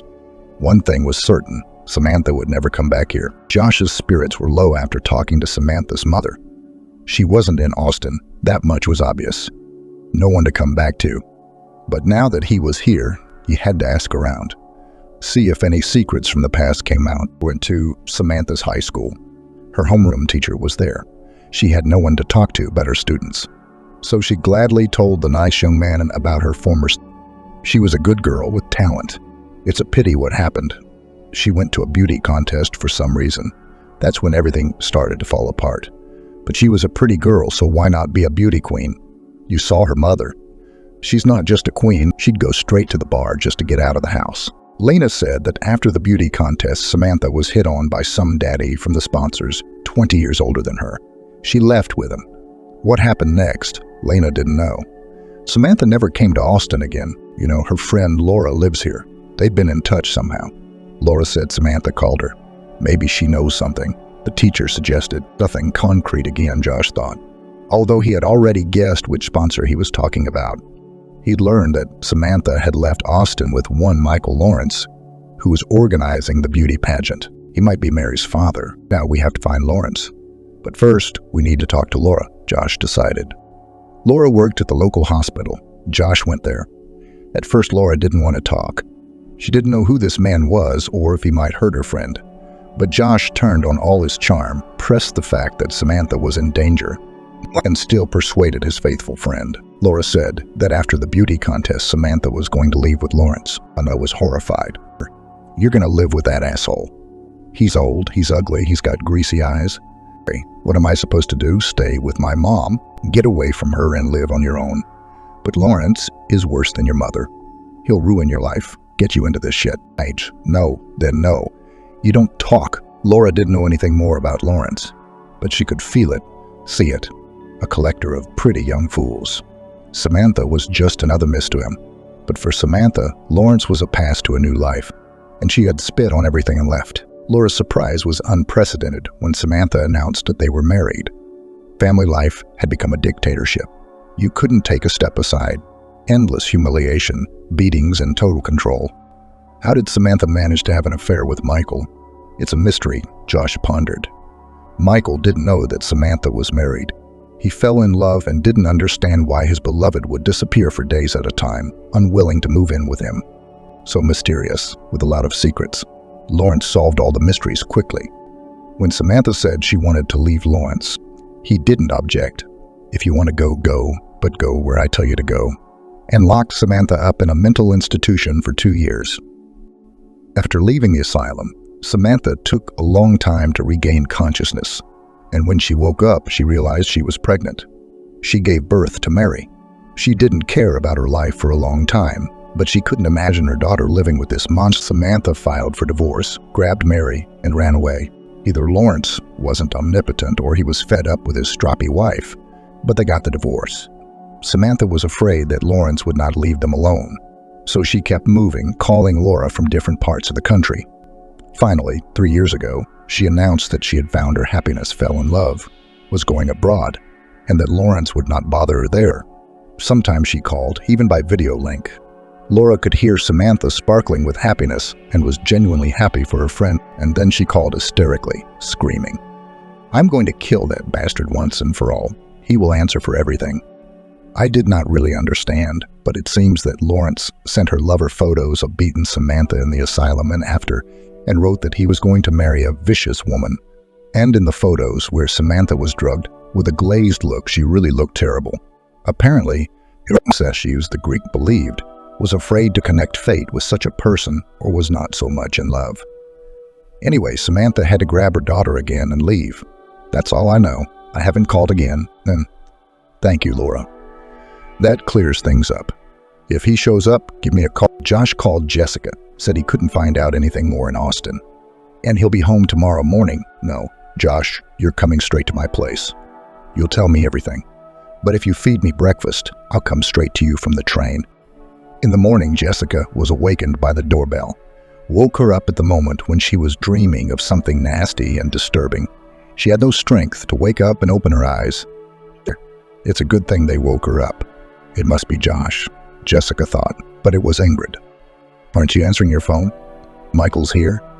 No, she came in like a hurricane. Her energy hadn't diminished over the years. Emotions are running high. Don't yell. The baby's sleeping. Grace. What baby? Where did you get a baby? Let's go to the kitchen. Have some coffee and I'll tell you all about it. I've got breakfast to make. Josh will be here in a minute. He eats so much, I'm afraid I can't feed him. Jessica could hardly contain her laughter. Ingrid's amazed face was so funny. I'm sorry, and I'll just get you a coffee. I didn't have time to go to the store. A man needs to be fed. No offense, girlfriend. Jessica couldn't take it anymore and laughed. Come on, I'll find you a sandwich, too. Before Josh arrived, Jessica had just enough time to tell him where the girl and the man had come from. Ingrid ooted in a Haiti. Jessica thought she was more interested in who Josh was than anything else in the story. You're not getting married for the 3rd time, are you? Looking for a candidate. She joked. Josh arrived, tired, hungry, upset. Everything I'd learned didn't help me figure out where Samantha and Michael were, Josh summarized. Knowing Samantha's character, I fear that she's decided to take revenge on Lawrence. Self-hatred and fear for her daughter might have pushed her to rash actions. It's too expensive to compete with Lawrence, Ingrid said. He's in the upper echelon of show business. Rich, famous, surrounded by stars and the right people. Invulnerable and all-powerful. You can't get to him. And if you do, it's a head-scratcher. Ex-wife is not the kind of character he'd feel sorry for. He'll either kill her or put her away. What happens to Mary then? It's interesting that everyone's worried about Samantha and Mary. Does anyone wonder what will happen to Michael? Jessica grinned bitterly. No one cares. It's his own fault, I see. I shouldn't have gotten involved in someone else's story. But if I did, I'd like to see him get out of it unscathed. At least alive. Jessica didn't know how to deal with her husband when he came back. Or rather, if he did. What kind of love was so abnormal if after all these years he spits on our prosperous family life and gets involved in some adventure? Samantha may not be going into the same river. Michael, on the other hand, seems to be hoping for something. There's no other explanation, she thought bitterly. Does he intend to go back to Jessica? If so, how? Will he come and, without explaining or telling her anything, go on with his normal life as if nothing had happened? Does he think he can do that? Ingrid wondered. Jessica didn't know if she wanted her husband back. The only thing she wanted now was for him to be alive. We'll see. Our detective work has reached a dead end, Josh stated. Samantha's secrets are solved. Michael has no secrets. Where do we go from here? Josh felt that the only way forward was to dig into Lawrence's life. If something unforeseen, unpleasant for him had happened in the last few days, it was likely that our vigilantes had sprung into action as soon as possible. They must be stopped before the trouble happens. I'm going to go home now, get some sleep, and find out what Lawrence is up to, what's going on. Josh, who are you? If you can find out what the powerful are up to. Ingrid was clearly interested in the young man. I'm not a big bird myself, Josh answered modestly. But I have a few friends, including some from the world of show business who I think may be aware of Lawrence's affairs. If I hear anything, I'll call you, Josh added. Don't hurt Mary. She's a good girl. Josh left, and Jessica and Ingrid were left to ponder what kind of revenge Samantha had planned, trying it on for size. What would you do if your husband ruined your life? Ingrid asked.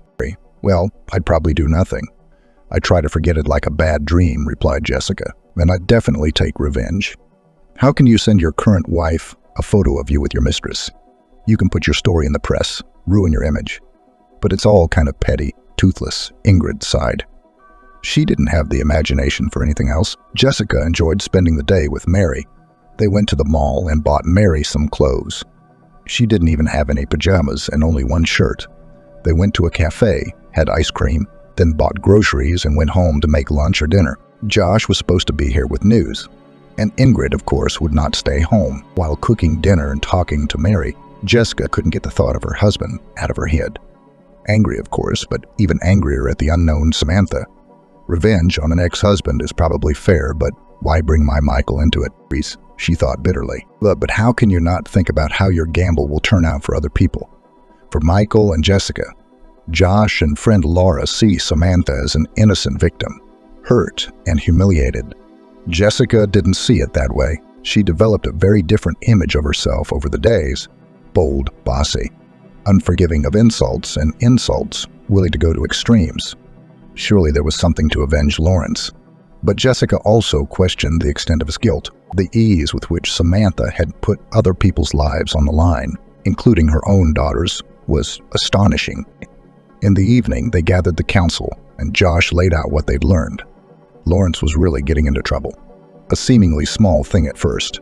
His young wife, an aspiring singer whom no one had heard yet, had been sent a photo of her husband having fun with his mistress. The mistress is even younger and, apparently, even more eager to become a star. Otherwise cannot explain the popularity of the old worldly daddy of young girls. But the young wife turned out to be wise beyond her years. She didn't want Lawrence's love. She didn't marry for that until he made a singer out of her. No divorce is out of the question. She didn't notice the affair, and there was no scandal. If Samantha did it, the first blow missed. The second one was much more serious.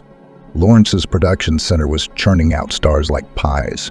Not a year without a star. If they're making stars, somebody wants them. It was needed by sponsors who invested a lot of money and wanted a lot of money in return. Their indignation was not limited when they learned that most of the money Lawrence spends not on the promotion of stars, but on himself, his favorite. These were not empty words. They were presented with documents and proof of how much and on what was spent. The production center was cracking at the seams. Sponsors demanded Lawrence return the money, and the underachieving stars realized that fame was passing them by. Apparently, Samantha had been preparing this blow for a long time and disappeared when she was ready to deliver it. Realized that the collapse of Lawrence's career will not forgive her. Oh my God, what was she hoping for? That Lawrence would bitch and not find out who started? Now Jessica was horrified. But the worst part was that Michael would be the one to retaliate. She no longer doubted that he was involved. It was unlikely he was helping Samantha get information not his level, but he was hiding it from Lawrence. That was a fact. No, Jess, don't panic. Josh saw that Jessica was on the verge of a breakdown. We're not even sure what Samantha did. Somewhere she must have gotten those documents and her entourage. I haven't found any people working at the Lawrence Center, although I don't know much about her at all, Josh added. Ingrid entered the room with a cup of coffee. Jess, do you have anything stronger? Coffee's a little hard to get through in here. She must have realized that Lawrence was going to retaliate now. Did she really think she'd spend the rest of her life in hiding? I don't see what she stands to gain by raising Lawrence to the ground now. On the contrary, he is now her personal enemy, Ingrid wondered. Was revenge so much in her eyes that she did not think of Mary? I don't understand why she didn't think of her daughter either. Josh seemed to doubt Samantha's infallibility. Let's have a drink. Jessica put the cognac on the table. Explain to me what to do. My husband is missing, by the way. It's been 3 days, but there's no point in going to the police. As it turned out, he's not missing, but ran away with some inadequate girl involved in some strange affairs. So what do I do? Everyone sat silent, drinking, thinking. Ingrid thought it was necessary to wait for Michael's return. He'll be back someday. He'll explain everything. Josh wanted to find Samantha's informants to see where she got her information. How much truth there was out there. Lawrence will lie low now, but he'll surface later. Sooner rather than later. Good things like this don't sink. We need to understand the extent of the damage and assess how angry he is. What kind of retaliation might be necessary? Jessica had her own plan. To meet with Lawrence and get his opinion of Samantha, his assessment of all the events. She suspected that Lawrence had a completely different perspective on what had happened. Jessica summarized. It was agreed. Ingrid would stay home and look after Mary. What if Michael showed up?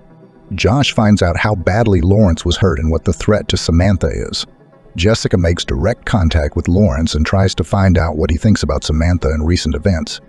Truthfully, how to get close to the producer, she didn't know. He's not likely to open up about his personal life to the first woman he meets. No. Why don't you pretend to be a journalist? Josh suggested it. That would be the worst. He's as scared as hell of journalists these days, Ingrid objected. Maybe you're Samantha's lawyer and you want to settle before the trial. Josh came up with an idea. First of all, no one was suing. Second, having a lawyer is practically an admission of guilt, and we're not sure that it was Samantha who attacked Lawrence. Jessica countered. He's got plenty of well-wishers without her. Maybe he's not even thinking about her and will hand him the guilty party on a silver platter. Then he'll be all over her, Ingrid concluded, unable to think of anything. Jessica drove to the Lawrence Center. The main thing is to see him, and the rest will follow, she decided. As expected, she couldn't get past the guards. Not surprisingly, in light of recent events, Mr. Lawrence doesn't see anyone. No new projects, no appointments either. So barricaded. It's impossible to get through. Okay, let's go the other way, Jessica thought. She knew what Lawrence looked like. The media personality scandal was all over the TV channels. Is he going to come out of the center someday? Clearly, they won't let him near me.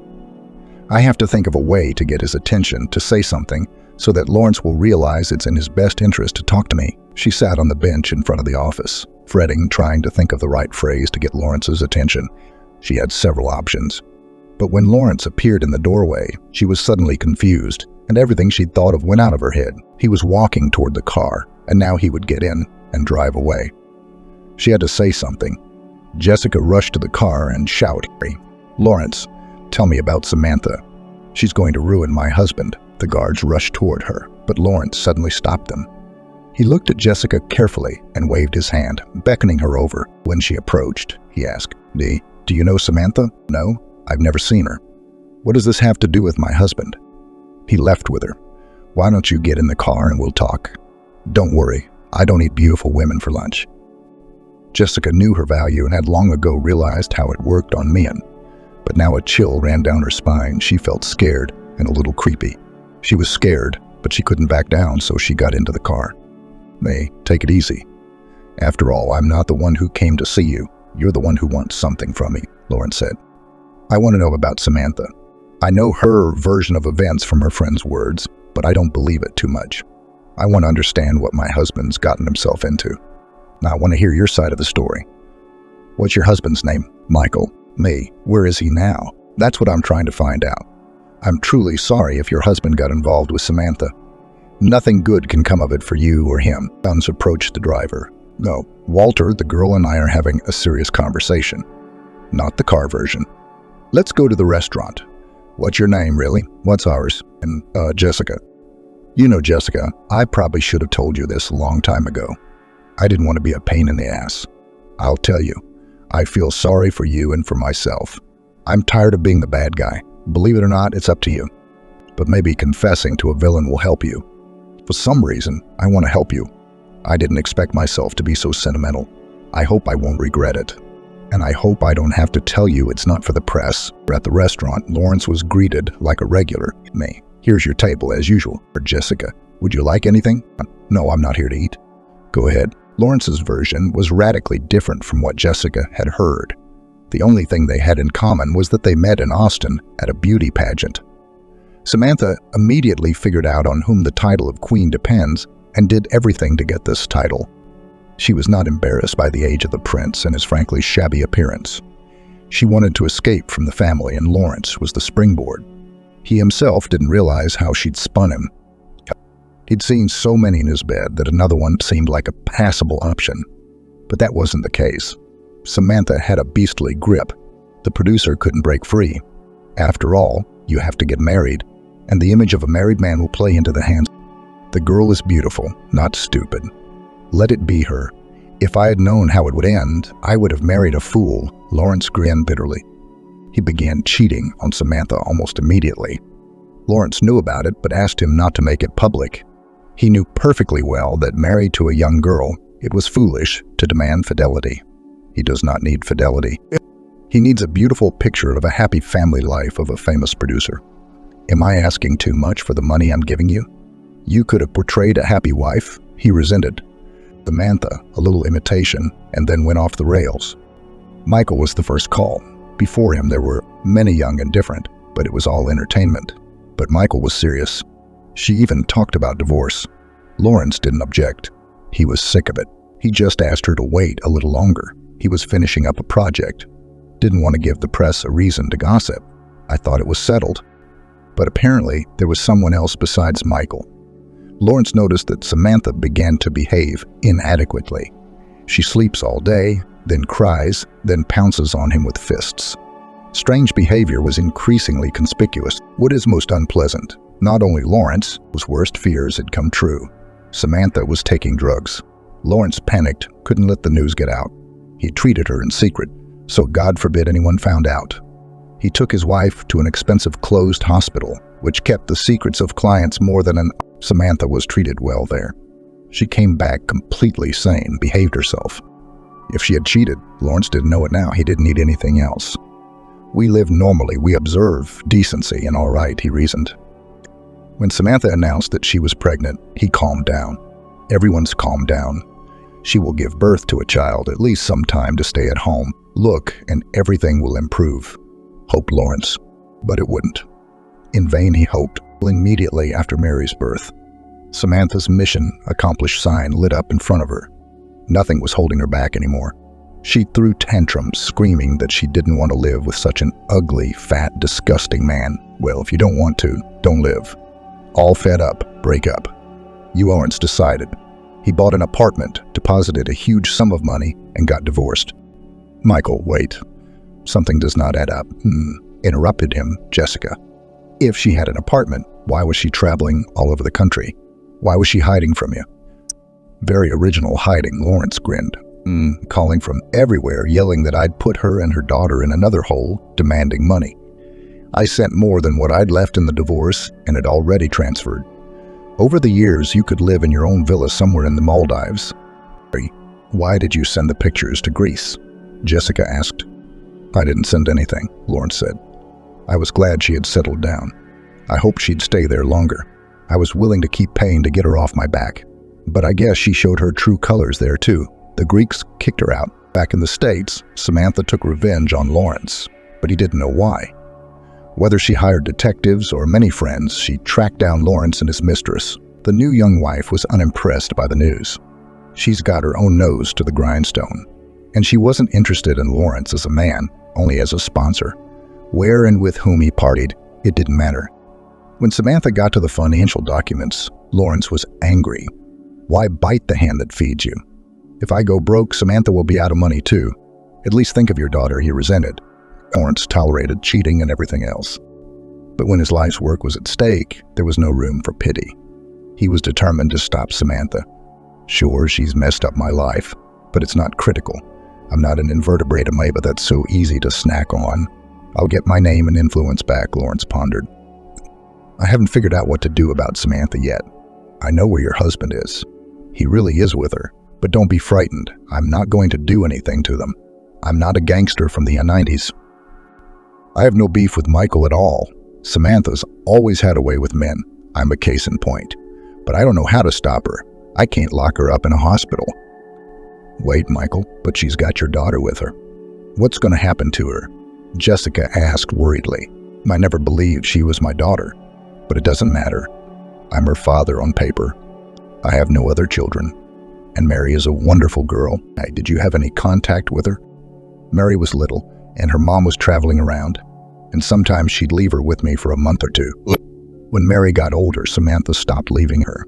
I guess she was afraid I'd refuse to take her back someday. Somehow I'd have to explain to the girl who I was. So don't worry about Mary. I'll be happy to have her live with me, Lawrence said. Jessica's head was spinning. She did not know who to believe. In front of her sat an old, ugly, and unhappy man with tired eyes. A lot of work, a lot of money, and no happiness in the past or in the future. Could she trust him? Somehow she believed he wouldn't hurt Michael. He doesn't want Michael. He'd let him go. But what about Samantha? Or is Lawrence not telling the truth? Why would he? He could just not tell his story to a woman he doesn't know. Or is Samantha really sick? You don't make up a creepy husband story like that in your right mind. Michael, I'm not asking what you're going to do. You're not going to tell me. But one last question. Why did you marry again to a young poor girl with ambition, who sees in you only a bag of money? Jessica asked. You can't believe that she loves you. Why do you have to go through this again? Jessica wondered. No, the rake. It's not the same, Lawrence grinned. My present wife does not love me, of course. I know all about myself and look in the mirror. But it's not Samantha. Just a young, stupid hick who wants fame. As soon as success looms, she'll dump me and never remember me again. Yet smart and calculating Samantha goes a long way. The truth is, I'm beginning to think Samantha's not well. I don't know why she's getting back at me. It's like a mania. She's always had a lot on her mind. But now her cockroaches are just running wild. Jessica felt sorry for the poor man. Money really isn't everything, she thought. Yes, he's not white and fluffy, but he's not a villain who gets his ex-wife. It seemed to Jessica that he felt sorry for his wife, albeit ex-wife, and his daughter, albeit not his own. Jessica had heard everything she wanted to hear. She didn't know where Michael was, but she knew he was safe. No, so he'd be back soon. Okay, we'll meet him, Jessica said, as she was about to leave. But Lawrence suddenly said, Jessica, you are a very beautiful woman. I was looking at you and thinking, do you know where I've seen you? I know, in an old French movie. You're not from here. You're from over there. Don't be frightened. I'm not going to charm you. You're not my type. I guess it's none of my business, but Michael's out of your league too. He's not worthy of you. How many years have you wasted on him? Isn't that enough? There's still time for you to be happy. Do you really love him? I'm sorry to be so frank. You don't love him. Then why do you love him? Look at me. You're looking at a man who thinks he can live without love. Don't make the same mistakes I did. Be happy. Ashrika was leaving, he said to her. Remember, my story mustn't get out. If anything appears in the press, I'll know you did it. You're the only person I've ever spilled my guts to. I warn you, if you do, I'll be your personal enemy. It was harsh and demanding. Jessica drove home in the morning, replaying the information in her head. It didn't make sense. Now Josh was going to say that Samantha was the victim of a tyrant husband. Jessica didn't believe that anymore. He's not a tyrant, just an unhappy man who makes money but realizes he can't buy happiness with it. I feel sorry for him, but I pity myself even more. I've spent half my life trying to build a happy family, and where is it? Some lunatic lured Michael in and he ran after her, forgetting he had a family. Well, that's a family that's worthless. It's time to take my head out of the sand, Jessica pondered. The house was packed. They sat worried, blaming themselves for letting Jessica go alone. They were terribly glad that she had returned alive and unharmed. Jessica carefully, without elaboration, spilled all the information. As expected, Josh didn't believe it. Jess, you're a smart woman. How could he woo you so quickly? Josh, what do you know besides what Samantha said about herself? Her friend Lena, who believes Samantha is the victim of a tyrant husband, hasn't seen her either. You can say anything on the phone. How do you check?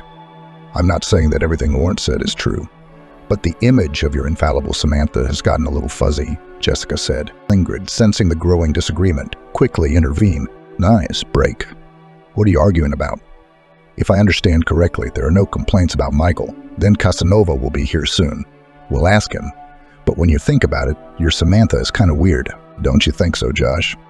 Josh didn't say anything, but he didn't deny it. Samantha was a friend, of course, and he was willing to help her. But lately, he wished she'd go away. I'm not refusing to help. Distance is not an obstacle, he thought. They agreed that Michael was safe and would be back soon. Samantha was lying a lot, but Lawrence wasn't going to take revenge on her. Everything seemed fine, but Jessica didn't care about Michael or Samantha. She didn't know what to do with her life.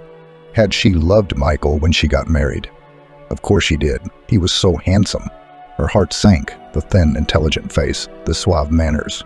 Now Jessica was asking herself, is this enough for a happy life? Well, you're so wise now. And then such questions did not occur to you. Yes, if youth knew. And it's too early to talk about old age. Well, amateur detectives. Any thoughts on what to do next? Jessica asked. No, I don't. It's a dead end. I mean, it's all so clear, but what's the point? I don't know where Samantha is.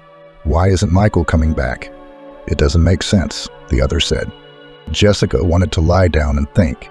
The wisest thoughts come to her before she sleeps. Dear guests, don't you have to go?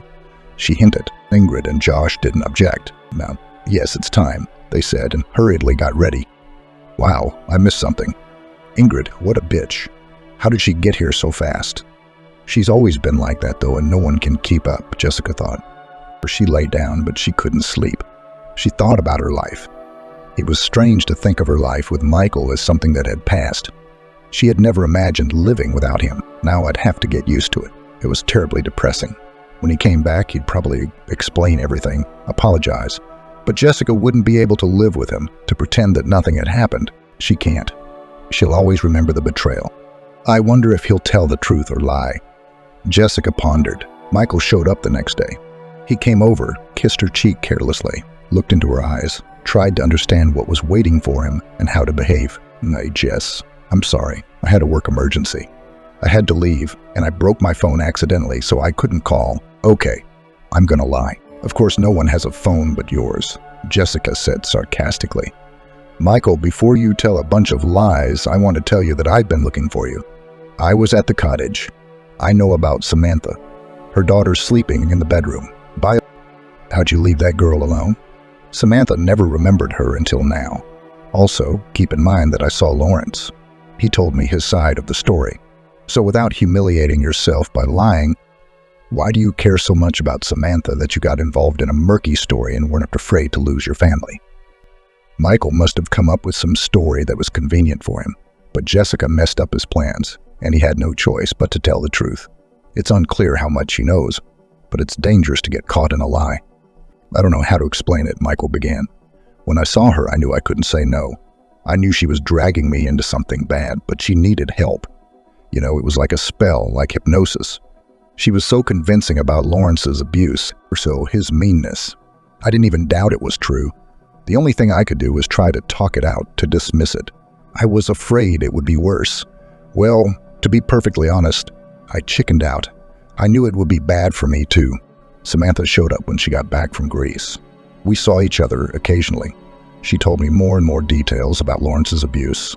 Michael believed her. His heart broke with pity for the fragile, unhappy, unjustly accused of all the sins of a woman. Michael was eager to help, rushing to every call. Then he got tired of rushing. More and more often flashed the thought that before her appearance he lived a normal, quiet life and would not mind return to such a life. But now Samantha wouldn't let go. Calling, sobbing, demanding help. The last call was hysterical. Her husband had figured out where she lived. She had to run, but she had nowhere to go. Michael rushed to Samantha's apartment. She was frantically shoving things into her bag, pushing her daughter. Hurry, hurry, hurry, hurry. He'll be here any minute. I've got so much dirt, he won't get away with it. He'll answer for everything. Mary, don't poke around. Put those toys down. Come on, let's go. As Michael drove them to the cottage, Samantha talked excitedly about how she would exact revenge on Lawrence. Michael tried to talk her out of it, begging her to give it up. It was too dangerous. Different weight classes. If you piss Lawrence off, he'd retaliate in a way that would be devastating. Samantha couldn't hear, screaming that no one understood how much she'd suffered at the hands of this man. For a moment, Michael thought she wasn't quite right. She kept saying Lawrence was stalking her, but in the time he'd been with her, Michael had never seen him, not even a phone call. On the contrary, it seemed as if Samantha was stalking her ex-husband. Some kind of obsessive stalking. It's unclear who's after whom, Michael continued. Tired of Samantha's inadequacy, he tried to convince her to leave. He promised to find a safe place. Now, if there's no money to move, I will. That's the kind of money he offered. Jessica laughed. The laugh was hearty and a little hysterical. The money she'd scraped out of Lawrence was enough for 3 lifetimes. You'll never make that much. Jess, please stop humiliating me. I know I was a fool to fall for it. I don't know what it was. It was an obsession. Yeah, it was an obsession. Hypnosis. The evil eye. Isn't that a little too mystical?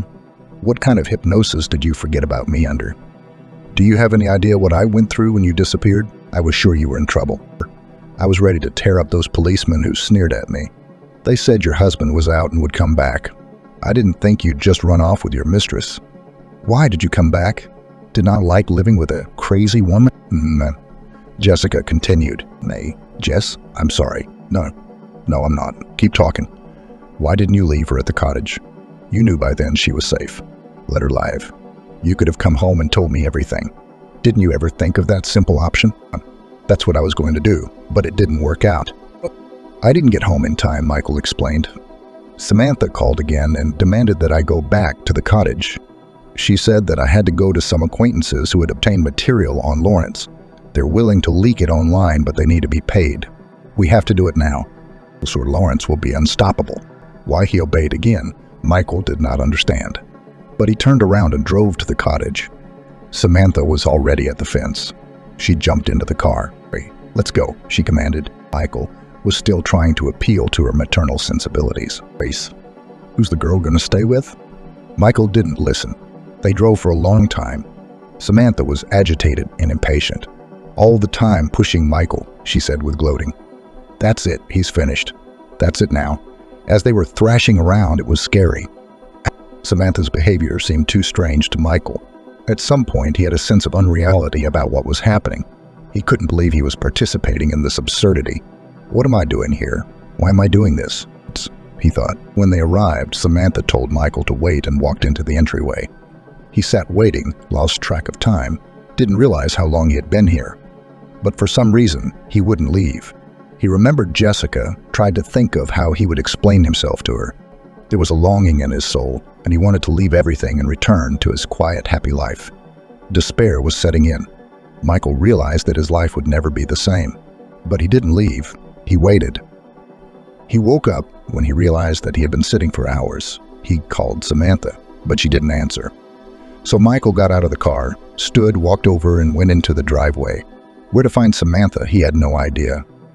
He decided to knock on all the doors one by one. A grandmother who looked like a fairy flower with pink hair slowly descended the stairs. She was followed by a small dog that looked just like her, only not pink. Michael still dared to ask her if she had seen the girl in the light-colored jacket and where she might have gone. Young man, even if I seem strange to you, you could have said hello.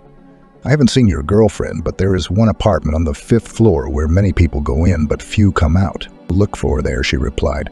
Who the hell is she, a witch? Michael thought as he walked up to the 5th floor. He didn't even have to think about which door was which. One was half open. Entering, he found himself in a narrow hallway with flickering lights and peeling wallpaper. As he walked further down, he saw a large room with about 10 people in it. Some sitting, some lying down, and some walking back and forth. No one paid Michael any attention, as if he didn't exist. A kind of looking glass opened before him. Michael had never seen such a place before, but he immediately recognized the essence of what was happening. He tried to see who could be Samantha. He found her, picked her up in his arms, and headed for the exit. The others showed no interest in who was being carried, where they were being carried. Their gazes were blank, as if they saw nothing around them. Putting Samantha in the back seat of the car, Michael got behind the wheel and realized he didn't know where he was going. Probably to the hospital. But if Samantha was taken there, he would be locked up in a treatment facility. What would become of Mary then? And what would happen to him when Samantha found out that he was the one who sent her there? Without medical attention, she could die. Michael dialed the number of a doctor he knew, gave the address of Samantha's last refuge, and drove to the location. The doctor arrived quickly, treated Samantha, gave her shots, put her on an IV, and said that the patient needed constant supervision. He took a fee for his services and left. Michael was left alone. Sitting next to a nearly motionless Samantha, he thought about how it was that his life had descended to this. He wished he could get rid of all his troubles and go back to his wife. It was clear to him that Jessica was unlikely to forgive him. He wondered how he'd gotten himself into all this. At first, old feelings flared up. After all, he remembered how strong love had once been. Then came the desire to prove himself a hero, the savior of his beloved from the encroachments of the villain. When he realized that the princess was independent enough to fend for herself, it was too late to change anything. He found himself too deeply involved in the situation. He would have continued to sit next to Samantha, tormented by thoughts of rescue. But suddenly there was a call from Lawrence. Not to Michael, of course, but to Samantha. But Michael answered. Silently, without explanation, Lawrence said that Michael could be out. He would look after Samantha himself. Michael didn't object. He left the place in a hurry, and there he was, standing there so familiar and close. He's back. First he left her, now Samantha. I can see why he left Samantha. Things had gotten too tense, too tiring. Tired of having to sacrifice himself. I longed to return to my youth, to relive the vivid feelings, but I couldn't. A life of mixed fantasies was too disturbing. What was wrong with Jessica? Jessica looked at Michael with difficulty, and inside her flared the desire to strike him in his graceful, cultured face. The face that had always been so neat, to make his appearance distorted with pain, to make him cease to be attractive, to make her have no desire to admire him, no desire to rejoice in his return. Wanted to rid herself of any warm feelings for him. He didn't deserve it, but she held back. I didn't hit him. Michael didn't even realize how deeply he'd hurt her. How could he do that? He didn't think about how much it hurt her, how skillfully he'd packaged his anger in an attractive shell. Look how honest I've been. I didn't lie. I came and told her the truth. And now he's standing there looking at me and doesn't understand what the problem is. After all, he came back, told everything, repented, even asked for forgiveness. Jessica should have forgiven him as a sign of gratitude for the fact that he came back and felt pity for her poor husband, who had been through so much. She should have thrown herself into his arms with tears in her eyes, stroked his head and assured him that everything terrible was over and everything would be all right. Jessica stood motionless, her gaze glassy, sending shivers down Michael's spine. She was silent, and he couldn't understand her thoughts. Obviously, a quick reconciliation scene with a happy resolution was not going to work out. Michael decided to wait it out. He hadn't even considered the idea that Jessica wouldn't forgive him, not now or ever in the future. And Jessica's only wish seemed to be that this man was never around again, that he would leave and never show up again. "Will you please leave now?" she said, trying to remain calm. "What do you mean, leave? Where am I going?" Michael didn't understand. "Get out of here. Go away. Get out," shouted Jessica, already desperate. Michael was stunned. Never before had he seen his tactful and calm wife in such a furious state. He was scared and confused.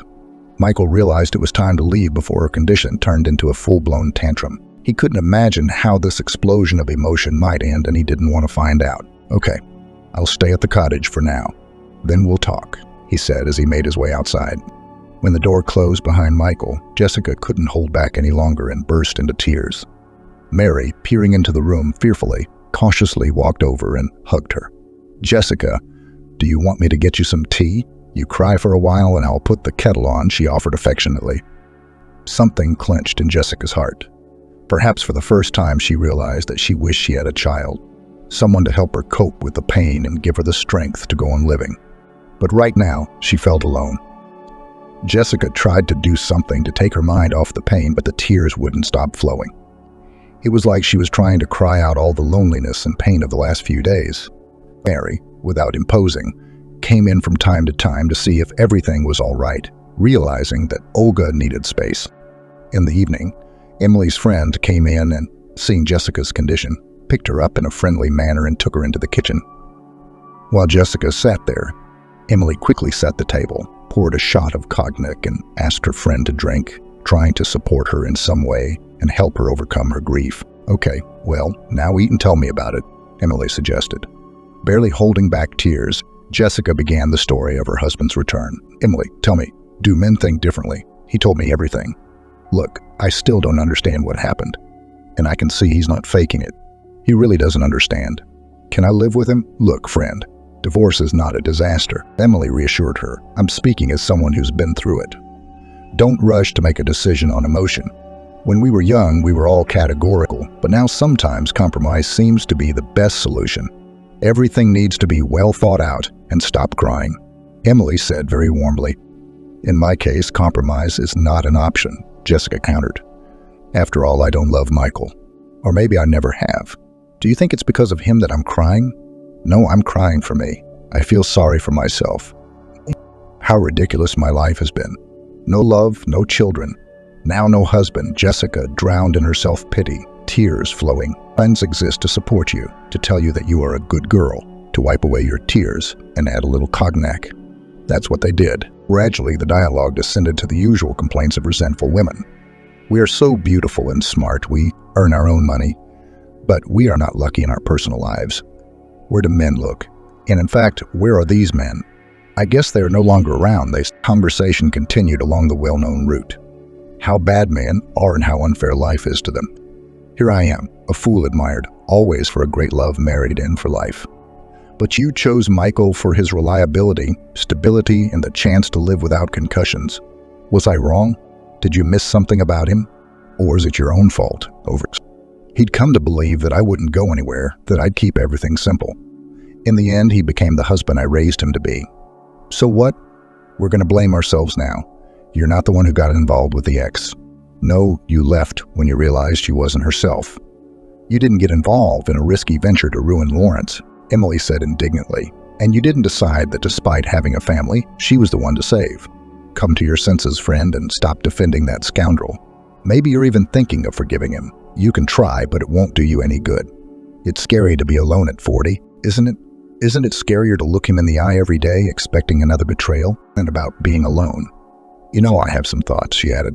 Are you out of your mind or what? What options are there in my position? Jessica interjected. We'll see about that, Emily exclaimed confidently. I myself once thought there was no choice, but it turns out there is.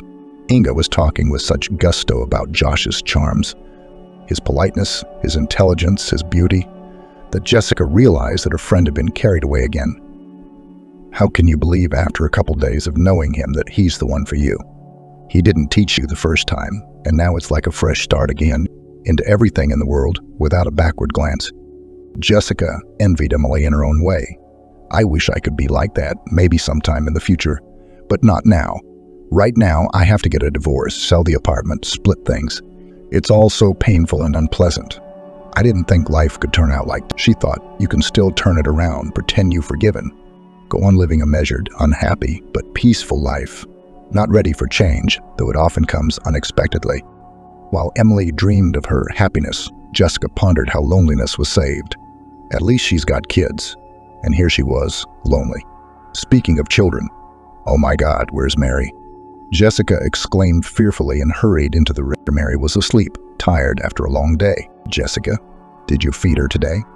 Emily inquired. No, you didn't. Jessica smiled. She was the one who gave me tea and brought me sandwiches, keeping an eye on me to make sure I didn't do anything stupid. Strange, with a mom like that and a nomadic life. Mary is a perfectly adequate child, Jessica reasoned, and now her mom will probably have to go into rehab. What's going to happen to Mary? No one seems to take much interest in her fate. Yeah, it's weird, Emily agreed. We should get going. She pulled out her cell phone and dialed a number. Girlfriend, can you pick me up at Jessica's? Thanks. Emily sent the photo and smiled at the response. What tenderness. Gone? Well, at least you be happy. The next morning, Mr. Lawrence himself called Jessica. He invited, or rather announced, that he was expecting her for lunch and the car would arrive at the appointed time. Jessica felt anxious. It was clear what the conversation would be about. Or rather, about whom? About whom? About Mary. Jessica thought that now her daughter would be discussed and she herself meant nothing to Lawrence. It was sad to part with the girl who had been such a comfort to her during the last few days. But her feelings were apparently unimportant. The meeting took place again in a restaurant where a polite waiter again greeted them and Lawrence, who had aged noticeably during these days. Hello, Jessica. It's good to see you. You won't believe this, but in the last few days, you are the first person I've had a pleasant conversation with. The others are either sympathetic or mean. Michael, may I ask how Samantha is doing? Jessica asked hesitantly. Michael told her that after Michael left, he went to Samantha's house. He found her in a semi-conscious state and called an ambulance. The doctors were clear. Very severe poisoning, needing sophisticated equipment and round-the-clock care that couldn't be provided at home.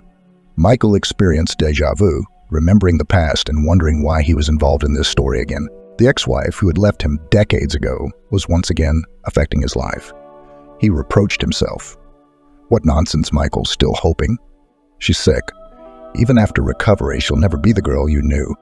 But he couldn't let Samantha die alone. He knew that no amount of treatment was a guarantee, but he couldn't abandon her. Jessica looked at Michael Lawrence, feeling how hard it was for him to even utter those words. You can't decide how to tell her you're her daddy because you're afraid you won't impress her. I think Mary would be happy to know she has a real father who wants to see her and be there for her. I only spent a few days with her, but I sensed how much she needed someone of her own, someone close to her. And you know, the fact that you can be there for her is already more than most people can offer. Jessica sensed how much Michael needed those words, confirmation that he could be a good father to his daughter despite all his past mistakes.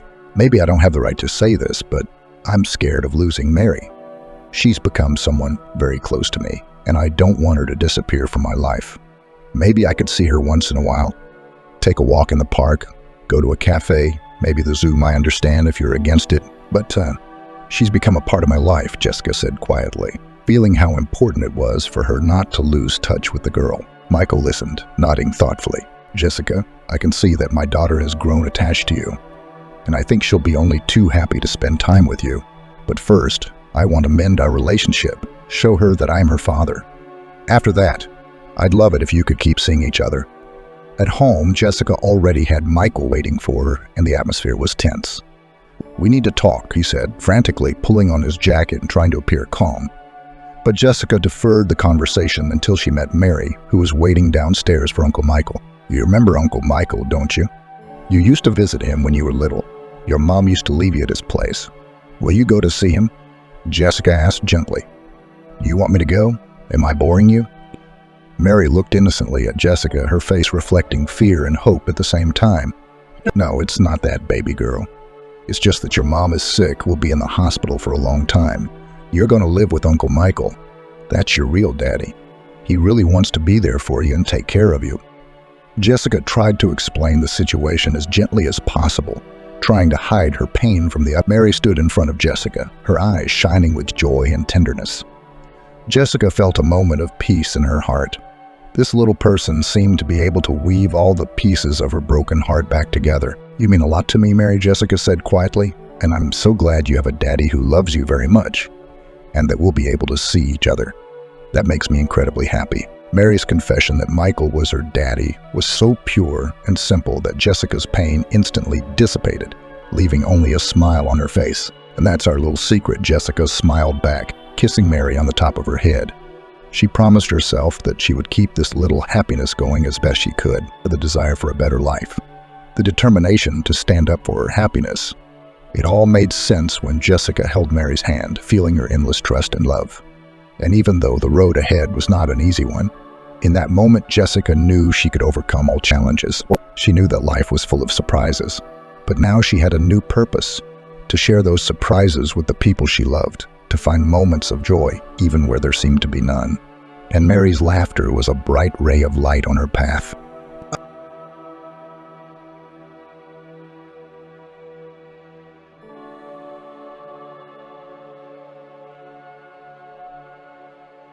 A bankrupt rich man came to visit his mother, who was abandoned in the middle of nowhere 5 years ago. And as he approached, that night, Walter's dreams were so vivid that when he woke up, he thought, "That's it. I'm drunk. I'm hallucinating." His head rattled so much that he had no strength to get out of bed. The man rolled over onto his side with difficulty and slowly got up. There were pills somewhere. He pulled out the nightstand drawer, fumbled inside with his hand to dissolve the pill in a glass of water.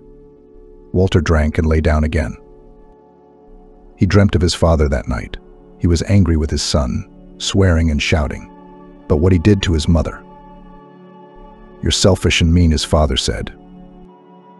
And Walter stood in front of him as he had years before, as a child, and did not look up. Mother spent her whole life raising you, denied herself an extra dress. And you, the dream was so explicit that Walter could almost physically feel the slap his father had given him. It was at this moment that his mother had to stand up for her son. She had always protected him from everyone, calmed his father when he was angry, defended him in front of his teachers at school, scolded the neighborhood kids, taking away his bicycle. Where is the mother? His father was getting more and more unruly. He was about to take off his belt and give Walter a beating. But Mum wasn't in the dream. She never came to save her son. And that realization made me feel cold inside. Fear gripped his whole body and cold sweat broke out on his forehead. Walter woke up covered in sweat. The man hadn't seen his mother in 5 years. Maybe she's dead, he thought, and that thought made his head crack even harder. Walter slowly looked around the room. Slowly he began to remember everything that had happened the day before. The bailiffs had shown up at the office yesterday with a notice that Walter no longer owned the firm, his accounts were seized, and he had to leave the flat within 10 days. "What the fuck are you guys doing?" Walter raged. "It's get the hell out of here or I'll call security." The man reached for the phone to dial the number of the head of security, but the uniformed man held out an ordinance to him. "What's this? What are you pulling at me?" "Your paperwork's failing." Walter was confused as he read what was printed on the white sheet of paper. The paper stated that the new owner of the firm was Monica Kravchenko. "Wait," the man said in a more peaceful tone. "Can I call the owner of this Monica who is in the paper here? I'll try to find out everything. I know her." "Please," the man in uniform said indifferently. "Just do your best. We won't be here long." Walter frantically dialed Monica's number, not understanding what had happened or why she owned his firm. This is some kind of misunderstanding, he thought. For a moment, the man thought he was being pranked, like on a famous TV show. Now the door will open and a film crew will come in. Everyone will shout it's a prank. A polite voice is heard in the receiver. "The subscriber is temporarily unavailable." "Shit," Walter cursed. "You can only take your personal belongings. Everything else must stay in the office." And seeing that his attempts to reach the new owner had failed, the bailiff pointed to the door. "Please." Still uncomprehending, the man headed for the door. On his way out, he mumbled, "I'll call the lawyers, I'll sort it all out. This is a misunderstanding." "It's your right." The uniformed man replied calmly, locking the door behind Walter. "Have a good day." Leaving the office, Walter dialed George's number. George was a childhood friend. "George." "We need to meet," the man said when his mate's voice came through the phone. "I'm in trouble." "No problem," Brother George replied. "Where and when?" "Let's meet at our bar on the seafront. Get there as soon as you can. All right?" "I will." When George walked through the door, Walter had almost emptied the bottle of whiskey. "Will you have a drink?" he asked his friend, and without waiting for an answer, poured the rest into the glass. "Goov, one more, and get something to eat." "You've got a lot on your plate." Bro George looked at his friend critically. "What's the occasion?" "You won't believe this. I got kicked out of my own office today. And they said my accounts are blocked, and I have to get out of my flat within 10 days. "So you see, they kicked you out of your own firm and won't let you back into your flat," George replied calmly. He sipped from his glass and took a bite of lemon slices. "Everything seemed fine with you, no problems." "I don't understand it either," Walter said in a stammering voice. "But the main thing, mate, you don't know the most important thing. They showed me a paper that says I'm no longer the owner of the company, but the new owner. Who do you think?" George looked with interest at his friend, who was already pouring from the bottle brought by the waiter. The man drank the whiskey, emptied the glass completely, trying to concentrate his gaze, looked into his mate's eyes. "The new owner of the firm is Monica Kravchenko." He said these words sarcastically, slowly, deliberately stretching each syllable so that George would understand faster. "You're Monica?" George seemed surprised. "How so? Did you sign the firm over to her? Are you stupid or what? It's enough that you provide for her with her boutique spas, foreign resorts. I wouldn't have thought of that. Then how did she come to own your firm and your flat?" George had a drink, too. I know. Walter slammed his fist on the table, drawing the attention of the other bar patrons. The guard at the door tensed up, stretching, ready to throw the rowdy customer out the door. Let's ask her. He took out his smartphone and dialed Monica's number, which was marked as favored in his contacts. But the caller was still unavailable. No answer, bitch. The man swore. How about the spa? George suggested. That's where the girls usually switch their phones off. Damn it, Walter poured the glasses again. In the morning, he could hardly remember everything that happened afterwards, seeing that he'd had too much to drink. To avoid unnecessary trouble, the guard asked the friends to leave. Walter was indignant, trying to fight with the security guard. George persisted in dragging him into the air. He was assisted in this by the guard. George shoved Walter into the taxi and got in the front seat himself. Walter didn't remember anything else. Walter woke up in his bed with the realization that it was no longer his own. He slapped his bare feet on the floor. The man stalked into the kitchen, hoping there was something to drink in the fridge. George, that's the kind of friend you are. You could have supplied me with something for my hangover, Walter thought, unable to find anything that would help his health. Sighing heavily, he headed for the shower to get some relief and get back to normal. The jets of water were refreshing. For a moment, Walter's memory told him that the bailiff's paperwork had not mentioned his car. I'm going to go see Monica. Let her tell me how she so cleverly took over my firm, the man thought, drying himself with a fluffy towel. He hastily drank a cup of coffee, pulled on jeans and a t-shirt, and left the flat. There was no car in the yard. Walter remembered that he had left it outside the office. When he took a taxi to the office center, he was happy to see that his Jeep was parked in the car park. From the car, the man decided to call the office. Yes, Walter, the friendly voice of Mandy's secretary, answered the phone. Is anyone in my office? No, I'm in the waiting room. No one's come in, she answered.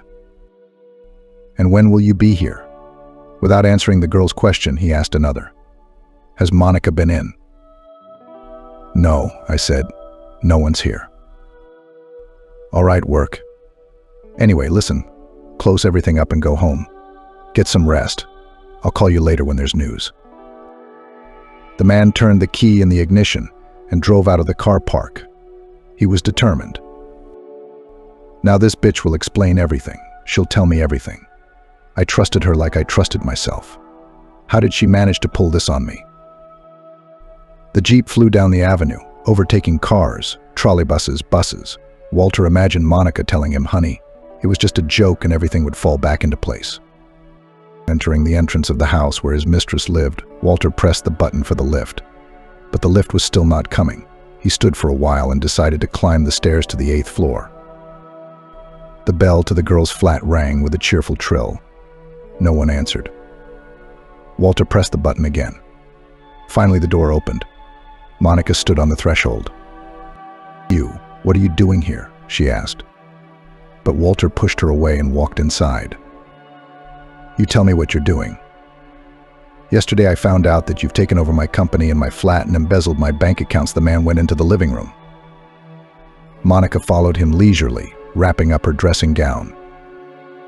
Why aren't you saying anything? Why are you flapping your eyes at me? The girl looked at Walter confusedly, with fear in her eyes. Suddenly the door to the bedroom opened and George came out. Now confusion appeared in Walter's eyes. It's you. What are you doing here? He asked his friend. I was asleep, as you see, he replied. Why here? Walter still didn't understand. George went to the bar, took out a bottle of wine and 3 glasses. He opened it slowly and, pouring the red liquid, handed 1 glass to Monica and sipped from the other. Shall we drink? He nodded at the glass. I'm driving, Walter replied. The absurdity of the situation kept him from realizing what was happening. But he was beginning to realize the worst of it. His best friend was sleeping with his girlfriend, and his girlfriend had somehow robbed him of everything he had earned over the past years. Will you explain something to me? Walter plopped down on the couch, folded his arms across his chest, and prepared to listen to his lover and his friend's explanations. I'm asking both of you, he raised his voice, glancing at George and the girl. "Don't you yell," George told him calmly. "Not at home. In fact, you don't even have a home anymore. Monica owns the flat as well as the firm. So it's not in your best interest to make a fuss here. If you behave well, we'll leave you some money for the first time," said George. "You will? You'll leave me some?" Walter jumped up from the couch, grabbed George by the neck, and started to shake him. But the man pushed him with such force that he was instantly back where he had been. Walter wrapped his arms around his head. Everything that was happening seemed like a terrible dream, a nightmare, a delusion. "So you're the one who pulled this off and left me with nothing." It finally dawned on Walter that this was no joke, no prank. "What do you think?" George asked wryly. "Monica wouldn't do such a thing. She's not very clever, as you know, but she has many other talents." "Yes, Monica." George put his arm round the girl's waist and held her close to him. He looked victorious next to Walter, who was devastated after last night's binge, humiliated. "How could you, George? We've been friends since we were kids," Walter asked in a quiet voice. "Friends?" George let go of Monica and walked over to Walter, who was sitting on the couch. He leaned over him, his gaze angry and prickly. "Is that what friends do? You always acted like a king, always taking the best for yourself. I had to make do with what was left. You had the best girls, the best clothes. Your parents even gave you a car freshman year. I was always your shadow, always rushing to your aid when you were whining, George, help. Like yesterday, I came to you as soon as you called. Only that was the last time." "Saying something like that?" Walter tried to get a word in edgewise. "Shut up and listen." George cut him off. "I'll be running the firm from now on. Monica is just a formality. Without her, I couldn't have gotten the business away from you. I mean, you were head over heels in love with her. Fool. But you've always been emotionally driven and you've never thought straight. You're also too young and overconfident. No, Walter, you have no sense of self-preservation. And in this day and age, you can't trust anyone. You hear me? Not even the woman who spends the night with you. And you're the one who likes to talk about your successes," George continued. "So how much do you need for the first time? I'm not greedy. I can slip a few $1,000s from your old accounts." "Fuck you," Walter got up from the couch, looked angrily at his former, now no longer friend. Then he looked at Monica. "You're still a doormat, just like you were a doormat. You think he needs you? He'd trade you for another girl with longer legs." "All right, that's enough." George interrupted Walter. "Get out of here. Get out of here. And I don't want to see you again." George pushed Walter towards the exit. Back in the flat, he took out his suitcase and began to pack. A black anger was ripening in the man's soul, developing a filth-stinking, nasty, unbearable filth. Rolling the suitcase into the hallway, Walter returned to the bedroom and opened the safe. It was a good thing he'd been smart enough to keep at least some cash. He put a few wads of money into the suitcase, opened the door, and left the flat. The man had nowhere to go. He had been driving around the city for several hours, wondering if he could stay at a holiday resort on the bay. It was a good idea in itself, but Walter didn't want to be alone. He needed to talk, alone in nature. Only a bottle would do. Without noticing, Walter drove out of town. He remembered his nightmare. Why hadn't he dreamt about his mother? She always stood up for Walter when his father scolded him. The decision came naturally. He would go to the remote village where he had taken his mother 5 years ago. It was time to apologize for everything, to repent for getting rid of an aging woman, to live a life of pleasure, to fall to his knees and beg, plead, forgive him. Just so long as Mum was alive. Walter's mother, Tiffany, was originally from Vermont. Her parents lived in a lakeside village near a nature preserve. They worked on a ranch. Unlike other families that had 5 or 6 children, Tiffany's parents did not have many children. After giving birth to a daughter, Tiffany's mother underwent a complicated surgery and was unable to have any more children. The father, who had always wanted multiple sons, accepted it, but Tiffany grew up surprisingly docile. She helped her father and mother with everything. She carried water, stacked firewood, weeded the vegetable garden. Gradually, her father even began to take her hunting and fishing. Her mother tried to teach her the wisdom of cooking. On long winter evenings, they spun, knitted and sewed warm clothes together: socks, mittens, hats, waistcoats. When Tiffany finished 9 grades, she was ready to leave for New York. The village slowly began to die out. The young people were moving away.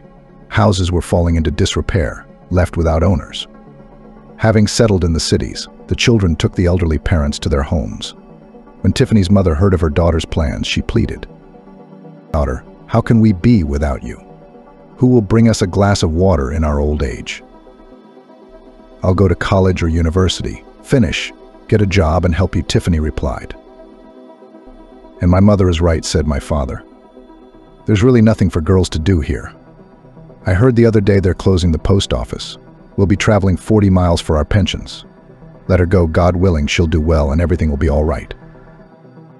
Having reconciled, the mother helped her to pack her daughter's things, and on the appointed day she and her father took her in a pickup truck to the railway station. A month later they received a telegram. "Mom, Dad." I got into college. Tears came to the mother's eyes.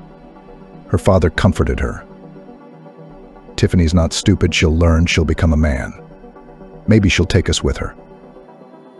"Where can we go, Father?" "To New York," sobbed her mother. "Where would we go from our farm?" Tiffany was used to city life.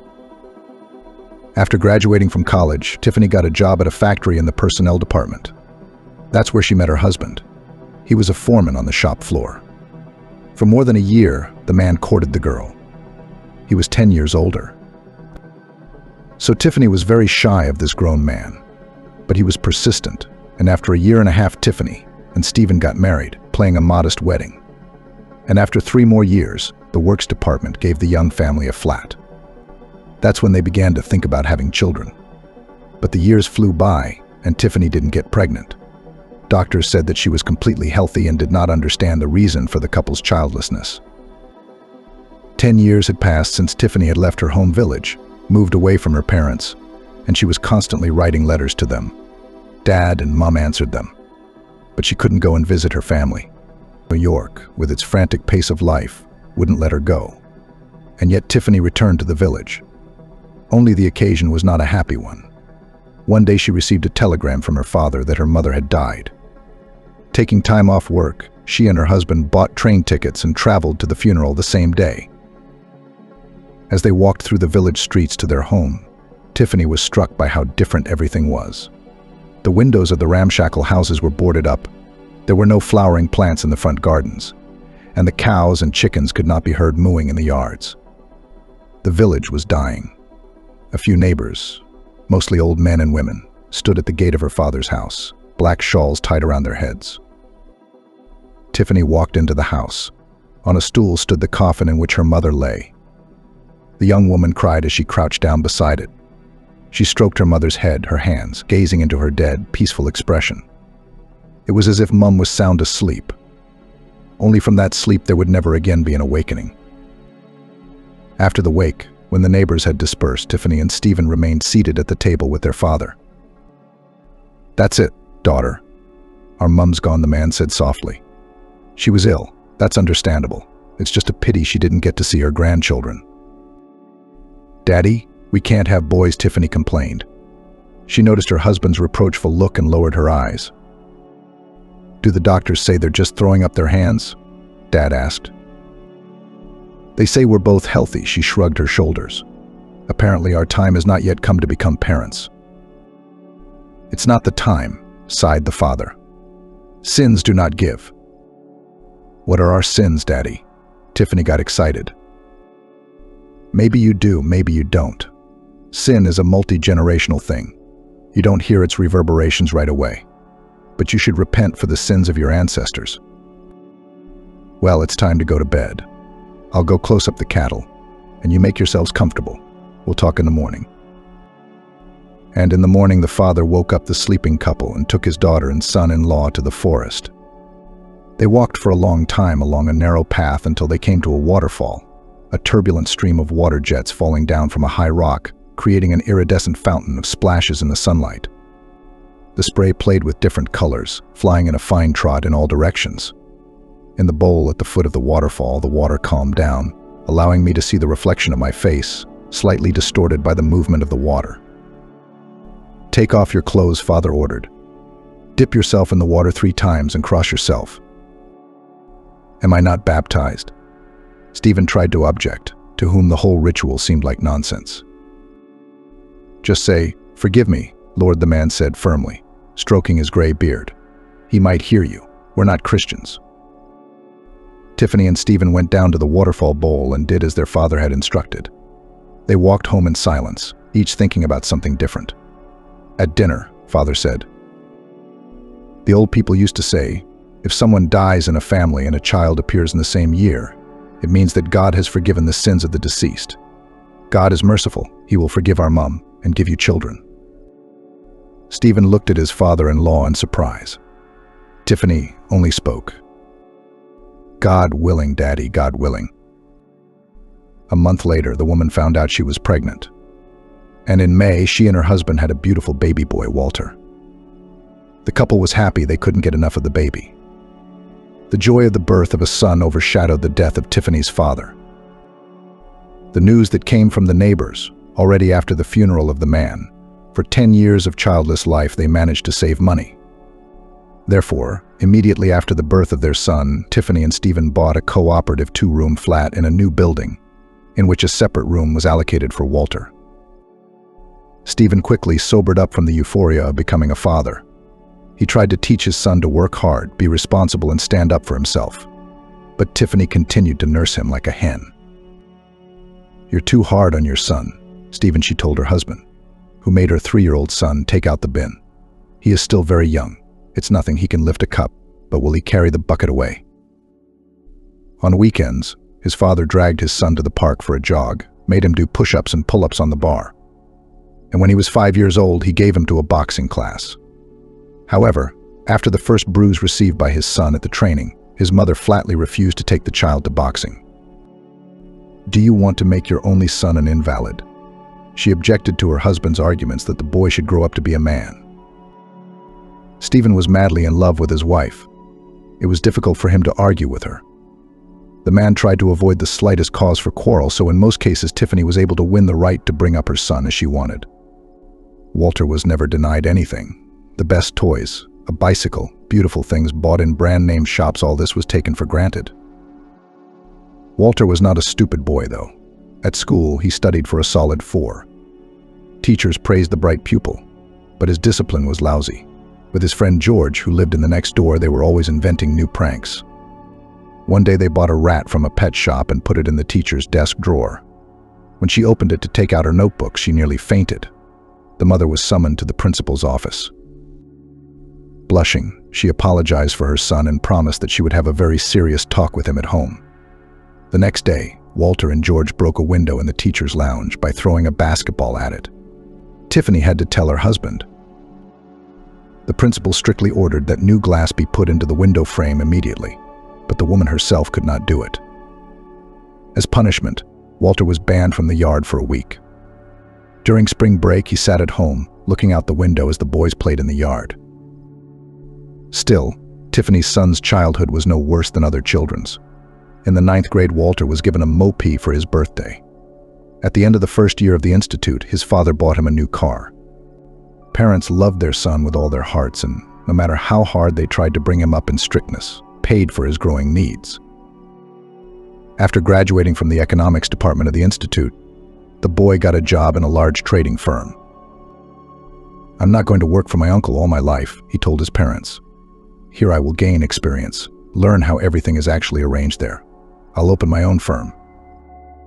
Father by that time had already retired, but continued to work, having traveled a long professional path from a simple worker to the master of the shop, and then the head of production. He thought that trade was not a serious business. The man repeatedly persuaded his son to go to work at the plant in the planning and economic department, but he only waved him away. "Here is your factory, the last century," said Walter. "The future is in business." Dad just shook his head. He thought that business was all about bandits, while an honest man should work for the good of his country. He himself lived like that until the last day, every morning passing through the factory gate. Walter's father passed away without giving anyone long suffering and agony. One day he fell asleep and never woke up. He died quietly, in his sleep. Walter turned 30 years old that year. After his father's funeral, Walter felt he was in charge of the family and felt it was his time to make decisions. He left the firm, sitting in his room in front of his computer 24 hours a day. Then one day he said to his mother, "I know you and your father had savings. I've decided to start my own firm and I want to ask you for money." "How much do you need?" Tiffany asked. "The more the better. I need to rent an office, buy office equipment, but I also need money for the first batch of goods," Walter replied. "I'll give it to you." "Sure, son," agreed his mother, who was not used to refusing Walter. A year later, Walter was already the director of a trading company, which did not bring super profits but worked quite successfully. The staff was a few dozen employees, which son Tiffany paid salaries on time, and especially enterprising even encouraged bonuses and trips to seaside resorts. And he was in no hurry to return the money his mother had given him to start the business. Tiffany didn't ask him to.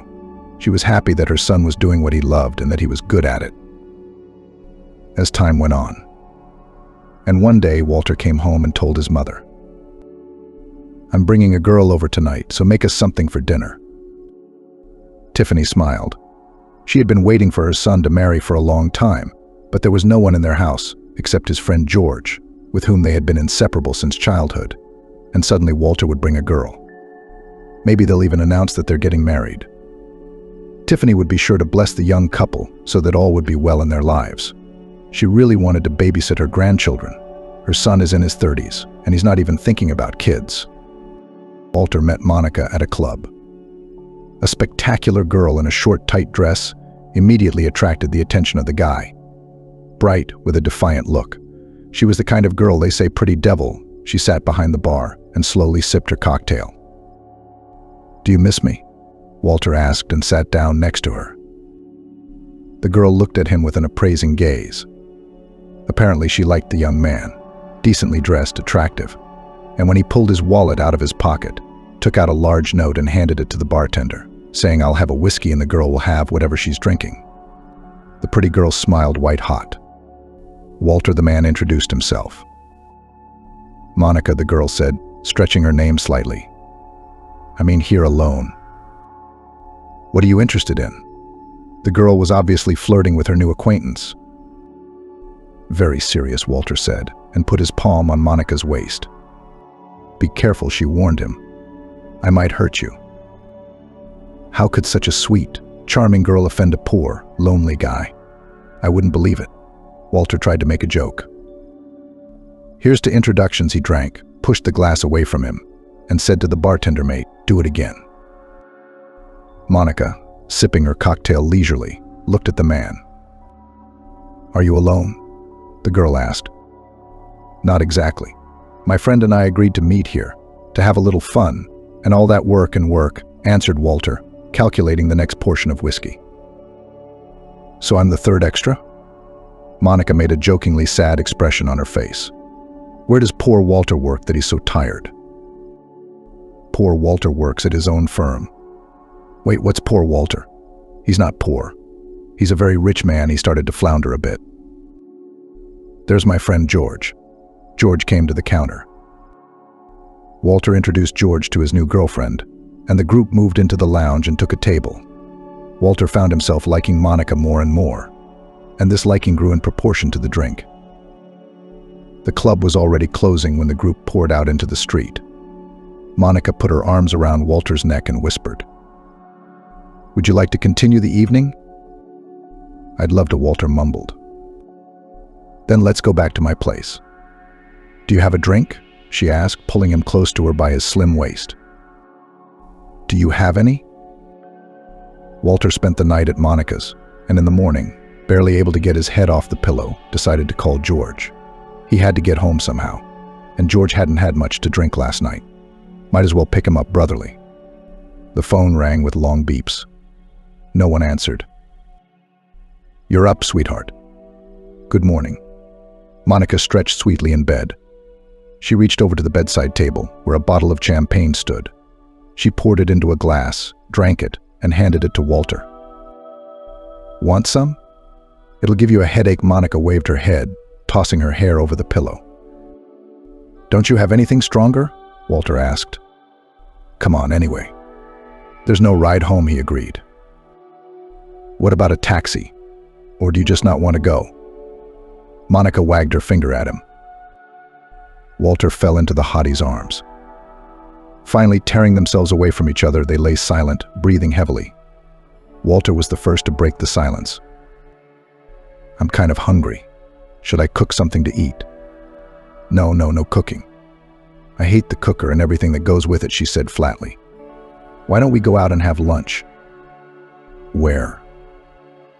"A restaurant, for example." "Let's do that." Walter decided that this wonderful night must have a beautiful ending. "I'll just make one phone call," he said. "Okay. I'm going to take a shower." Wrapped in a sheet, Monica stalked down the corridor. Tiffany was in a hurry to get home from work. She had to run to the shop to buy cheese and sausage. Today her son would bring his girlfriend to meet her. That thought made her happy. Surely this girl from his work. She's probably smart, kind, and very pretty. There's no other way around it.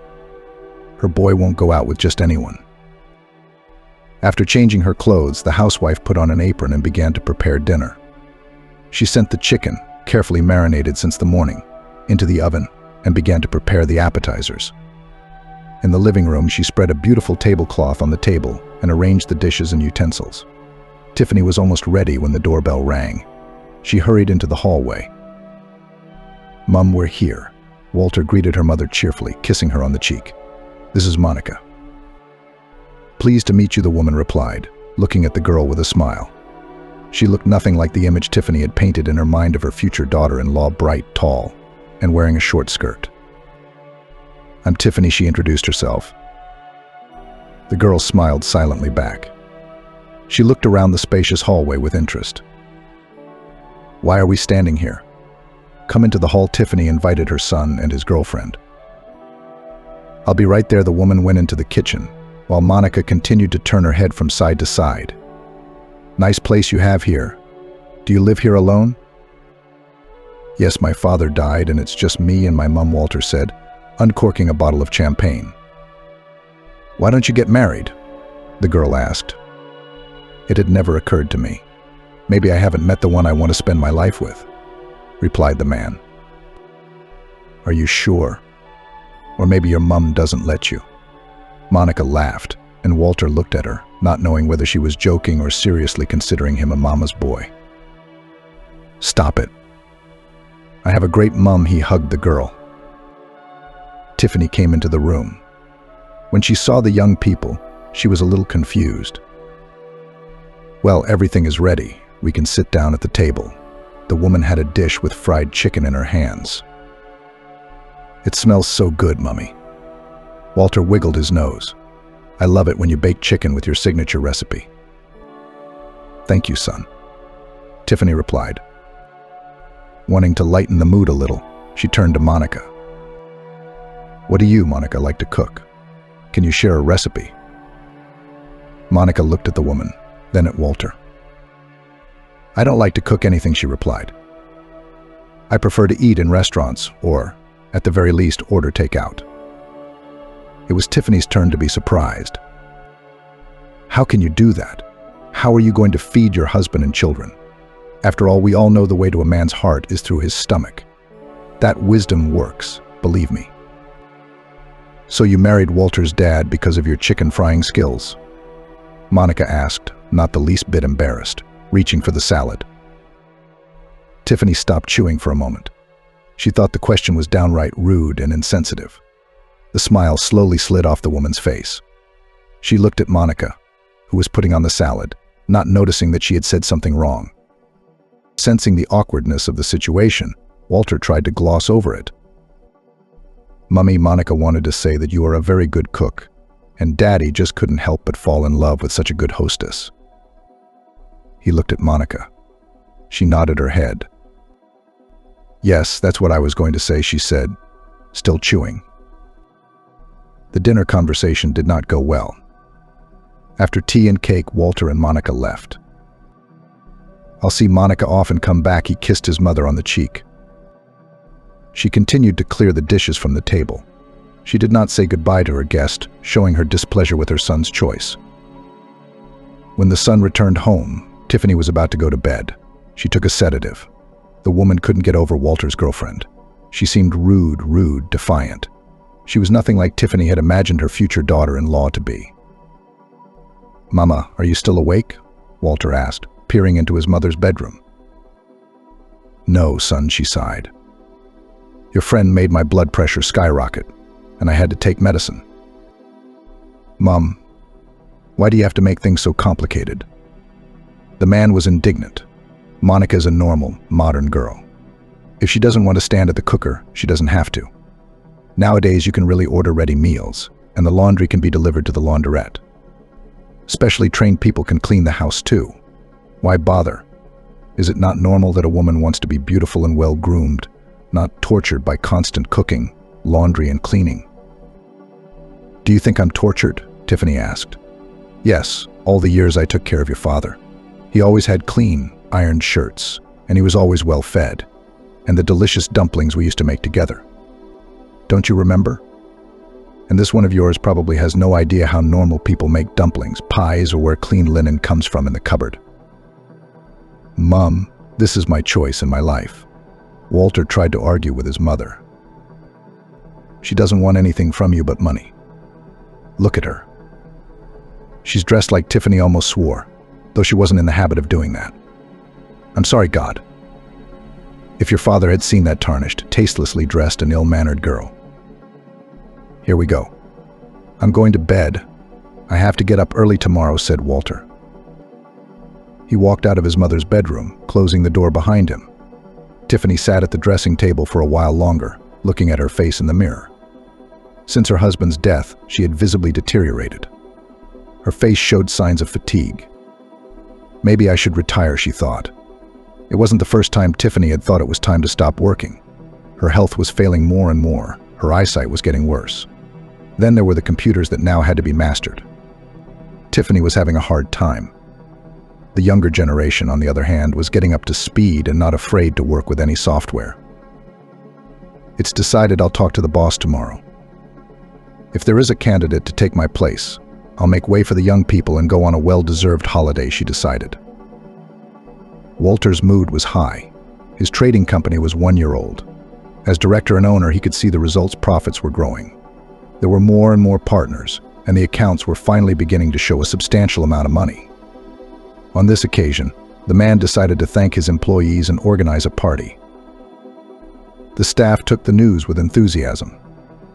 It was decided to free the meeting room, decorate it, and order catering with snacks, drinks, and dishes from the restaurant. On the appointed day, everyone gathered to celebrate the firm's anniversary. George and Monica were also invited. Dear friends, colleagues, Walter addressed the audience. I am happy that we are celebrating the first birthday of our company.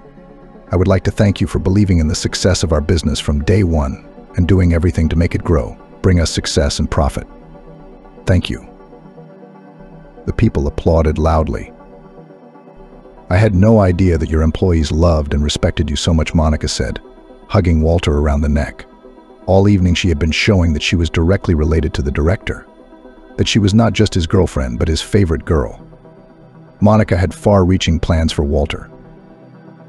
Except his mother Tiffany might be a problem.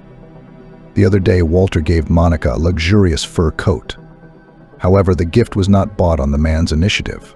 They were driving through town, and Monica saw a fur store. She asked to come in because she really likes beautiful fur coats and mantos. The man was unable to object. The girl drove him crazy, and he could not give up his love adventures with Monica.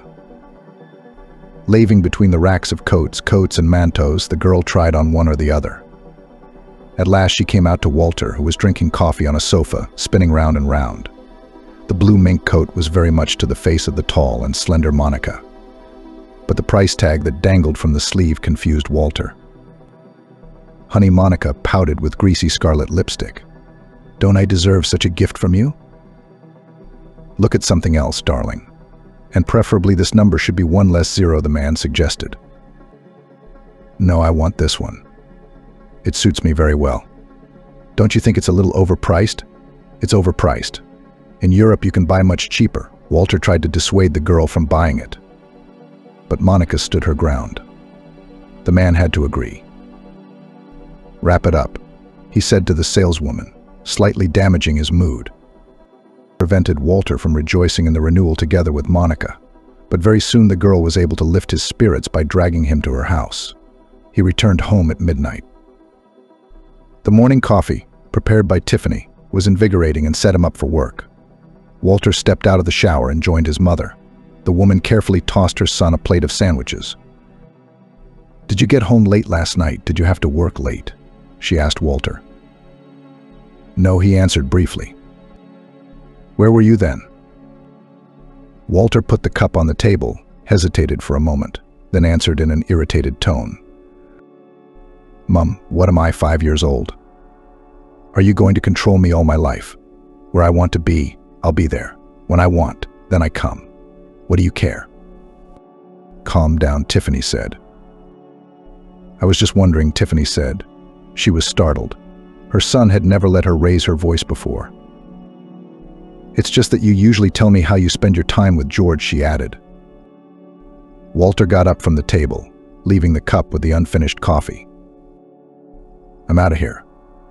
Lots of work. Sorry," he said, and turned around, leaving the kitchen. He didn't even kiss his mother goodbye. The conversation hadn't gone well, and the morning wasn't going well. In fact, Tiffany wanted to tell her son about her decision to take a well-deserved retirement. The day before, she'd talked to the head of human resources at the plant. And it turned out she'd been wanting her niece to take Tiffany's place for a long time. But only she was shy to say, because Tiffany had worked at the same place all her life and was honored by the bosses. The issue had resolved itself in a fortnight. The woman would be retiring, giving way to a new generation. Now she wondered how her son would react. Surely he would be pleased. Tiffany was already making plans. First, she wanted to buy a trip to a sanatorium. She'd wanted to go to Karlovy Vary in the Czech Republic for a long time. True, she would have to ask Walter to pay back some of the money she had lent him a year ago to start a business. But her son was apparently doing well, and he would give her the money. And then, when she got back from her trip, she'd renovate the flat. It will be necessary to hire a good team of workers to do everything qualitatively and quickly. And in the renovated flat, she would be able to live out her life. That was Tiffany's plan as she planned to leave work. But that evening, Walter didn't come home again. After work, he went to Monica's house, taking her favorite champagne on the way. After a pleasant time, they lay cuddled together. "Walter," the girl murmured. "How about it?" What he said. "Will you marry me?" "What do you mean yours? Yes or no?" She whispered caressingly in his ear. "I will," Walter answered. "When?" Monica persisted. "Tomorrow, isn't it?" Walter finally came to his senses and looked at the girl. "Are we that bad or what?" he asked. Monica reached over to the nightstand for a packet of cigarettes. "I knew it," she said resentfully. "I knew you were just like all men. You come to me, and then you marry some gray mouse." "What made you think that?" the man asked, opening the window to light a cigarette. "If you wanted to marry me, you would have proposed already. What am I, a girl for an hour or something?" "Don't talk nonsense," Walter said. "Don't I give you money? I don't buy you presents. I don't fulfill your wishes." "That's all right. But a wife is something else. If a man marries, he proves his love. You love me, don't you?" "I do." "All right, if that's the way you want it, we'll get married." He put out his cigarette. "Then come to me, my little cat." Walter couldn't resist Monica. A few days later, he picked Monica up after work and they went to his house to tell Tiffany that they were getting married. To mark the occasion, the girl wore a new fur coat Walter had bought her. Let his mother see that he spared nothing for her. Tiffany wasn't expecting any guests. She wasn't feeling well today. Her blood pressure spiked and she had to take some medicine. She lay on the sofa in the living room and turned on the television softly. When she heard the sound of the door opening in the hallway, she didn't get up. She knew it was her son. "Mom, you're home. We're home," shouted Walter from the hallway, helping Monica out of her outerwear. Realizing that her son had not returned alone, Tiffany got up from the couch. Walter and Monica entered the room. "Hi, were you resting or something?" the man asked. Yeah, I wasn't feeling well, the mother replied. Hello, Tiffany. Monica tried to appear polite, but still caused negative emotions in Tiffany, which she could hardly hide. Hello, Monica. Come on in. I'll put the kettle on. The woman went into the kitchen, but Monica beat her to it. Don't worry, sit down, rest, I'll do it myself, Monica said. Yes, Walter, go ahead. He lightly slapped her just below her back. But Tiffany noticed his gesture and wrinkled her nose, disliking the girl even more. When everyone was seated at the table, Monica elbowed Walter in the side. She couldn't wait for him to tell her mother that they were getting married soon. Mom, Monica and I have something we want to tell you. Walter began, trying to keep his tone solemn, but he hesitated a little. Why are you slowing down, Walter? Said the girl loudly and clearly, not waiting for the groom to make up his mind to announce the news. Tiffany, we're getting married. Tiffany sighed and stared into her teacup. Oh, and yet the contagion is unapologetic, she thought. Yes, Mum, tomorrow we'll go and apply at the registry office. There are some people we know there, so we won't have to wait long. I think we can get married in a month. What's the rush? Is she pregnant? The woman nodded towards Monica, not even wanting to say her name. Are you crazy? The girl was indignant. I'm pregnant. Well, no, that's not me. It's just that usually those who are in such a hurry are those who have noticed a baby in their sin. Normal people prepare for a wedding deliberately, thinking about every step, Tiffany said calmly and judiciously. Walter, have you heard? According to your mother, we're not normal people. I'm shocked. Walter, why aren't you saying anything? Monica echoed loudly. Keep it down, please, Walter's mother asked. I have a terrible headache. Mom, it's what we decided, said the man calmly. It's out of the question. We came with Monica to tell you the news first. Thank you for that, sighed the mother. She sipped her tea, took a candy from the vase and slowly unwrapped the wrapper. Aren't you glad? Don't you have anything more to say? I'm glad when you're happy. That's all I can tell you, Tiffany replied. But since you come to me with news, I have something to tell you. The couple stared at the woman in surprise.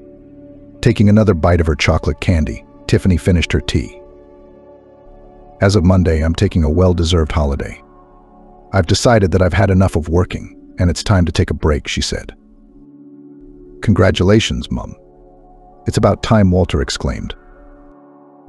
Wait, don't interrupt me and listen, the mother continued, looking into her son's eyes. First of all, I want you to know that I want to have a healthy holiday. That's why I plan to buy a trip to Karlovy Vary. There is good air, mineral springs, all conditions for treatment of my arthritis and hypertension. That's great. I support this idea and I'm happy for you, Walter replied. While I'm in the Czech Republic, I'll need to renovate my flat, Tiffany continued. So I've decided to hire a team of decorators and have them do it right, so I don't have to think about how to fix it up later. I think it'll be enough to last me a lifetime. Walter looked round the kitchen. The flat really should have been renovated a long time ago. Especially nowadays, everything was done with beautiful, modern materials. And if they brought in a designer, they could make a luxury flat out of their 3-bedroom. In that connection, Walter, I'd like to ask you to return the money I gave you for your business. I'm going to need it now, Tiffany said. Walter looked up and stared at his mother. Monica looked at her lover in surprise. It was obvious that he was confused. His mother's desire to get the money back came as a surprise to the man. To be honest, he had already forgotten, thanks to whom he was able to start so successfully and turn the firm, as they call it, from scratch. I hope to get it next week, because I have to pay for the trip and give a deposit to the construction team, the mother added. The woman calmly finished her tea, pretending not to notice how puzzled her son was. Monica did not understand anything at all. Only one thing was clear to her: the wedding seemed to be on the verge of failure. It was not enough for the girl to sign and become Walter's wife. She dreamed of a lavish wedding with a museum restaurant and a huge number of guests. Monica was the first to break the silence in the kitchen. You know what, Tiffany? You should be ashamed to ask Walter for money. He's your own son, not a creditor. And besides, we have a big event coming up. Do you want us to celebrate our wedding in the dining room? Shut up, Walter said quietly. But Monica was unstoppable. You're old. You don't need much. Buy yourself a trip to a boarding house in Los Angeles County and relax for a month. You can renovate it in 2 or 3 years. What, do you have to have celebrities here so you can do a fancy renovation? Shut up, Monica. Walter tried to calm the girl down. No, Walter, I will not shut up. I'm your wife for 5 minutes, and therefore I have the right to decide where to spend your money. If I say there's going to be a wedding, there's going to be a wedding, or you'll never see me again. The girl literally jumped from the table, quickly dressed and slammed the door. Walter tried to rush after her, but Tiffany stopped him abruptly. Sit down, I haven't finished, she said. Confused, the man slumped back in his chair. That's a lot of money, he said. You have to be warned about such things in advance. This money is still in circulation. Soon we'll have to pay for another shipment of goods. It's not even one lorry, but several. Do you realize how much money that is? I have no idea, and I don't want to think about it, Tiffany said firmly. When you needed the money, I gave it to you with no terms or conditions. I was counting on your integrity. Now I need it, and I want it back without disrupting my plans. Mom, don't you care about my plans? Walter asked indignantly. I come to you, tell you I'm getting married, that Monica and I are going to celebrate the wedding in a restaurant. And you don't react to that? How am I supposed to react, son? It's your life, your decision. What does that have to do with me? Walter asked. What does it have to do with you? You should at least be happy and at most help me, Tiffany replied. No, my dear. Everything I had to do, I did for you. You're an adult. You're well into your 30s. So the word should doesn't apply to me now. It's up to you to look after, protect, and support your mother in her old age. Or do you have a different opinion? You're being unfair by denying me the opportunity to marry, Walter said sadly. I'm not stopping you. Marry whoever you want to marry. Give me the money. And let's end this pointless conversation. Tiffany left the kitchen and went to her bedroom. Walter sat there thinking. He was working out in his mind how to get out of this situation without arguing with his mother and Monica, and without losing profits at the firm. He did have to pay for another shipment of goods, and it was quite a large sum. He dialed Monica's number, deciding to go to her to discuss everything, and at the same time to stay at her place for the night. But she didn't answer the phone. She's offended, Walter thought. He switched off the kitchen light and left the flat. Getting into his car, the man headed for his mistress's house. The light in her window was on. Walter noticed this as he drove up to Monica's house. But when he rang the doorbell, no one answered. The man started pounding on the door with his fist. Monica, open up, we need to talk. Footsteps were heard outside the door. Walter breathed out a sigh of relief. What do you want? Monica asked through the door. Talk. We already did. I thought you were a man. Turns out you can't make up your mind without your mummy. Yes, I can, honey. Open up, Walter asked. The door opened softly. A man stepped into the hallway. Monica stood with her back against the wall, her lips down and her eyes on the floor. Her whole appearance showed how much she resented Walter and his mother. Well, aren't you sorry, honey? The man tried to hug her, but Monica pushed him away. Tell me, who do you want to live with, Mummy or me? Monica asked. Of course with you, my love, answered Walter. Then why don't you consider me at all? Do I have to get married in a dressing gown? And my guests will eat Olivier and potatoes with cutlets in the dining room. Don't worry, it won't happen. You just have to wait a little longer, Walter urged her. I don't want to wait. Can't your mother wait with her silly whims? Monica was indignant. I don't know, dear, but we'll think of something together. So he pulled the girl against him and quietly pushed her towards the bedroom. Monica gave in. She knew what strings Walter could pull. Then, lying in bed, they thought of a plan of action. Should we send your mother to a relative? Monica asked. Why? Walter didn't understand. To keep her out of the way. Don't you understand? Let her stay here. We'll have a wedding in the meantime. And when she gets here, you'll give her the money, or part of the debt. She doesn't even have any relatives. Walter puffed on his cigarette. She had relatives. Only her father and mother lived in a remote village, but they died a long time ago. I was just a kid. Where is this village? The mistress asked. Somewhere in Montana. And I didn't seem to go into much detail. Didn't her parents leave her daughter anything when she died? If there's no one else, she must have inherited something. Oh, please don't be ridiculous. What inheritance is there in a remote village? It's a small house, but it's probably rotten by now. My mother once went to my parents' grave and told me that almost all the houses in the village were abandoned. Everything was dead. Monica raised herself up on her elbows and looked carefully into Walter's eyes. There was triumph in her gaze. That's the way out, my dear, she whispered, smiling. Walter arrived home on time on the appointed day. Tiffany noticed that Walter was acting strangely, always trying to give her something. Then he called her to have tea together and talk. After the fight the other day, they'd hardly spoken. But apparently the son had come to his senses and realized that his mother was right.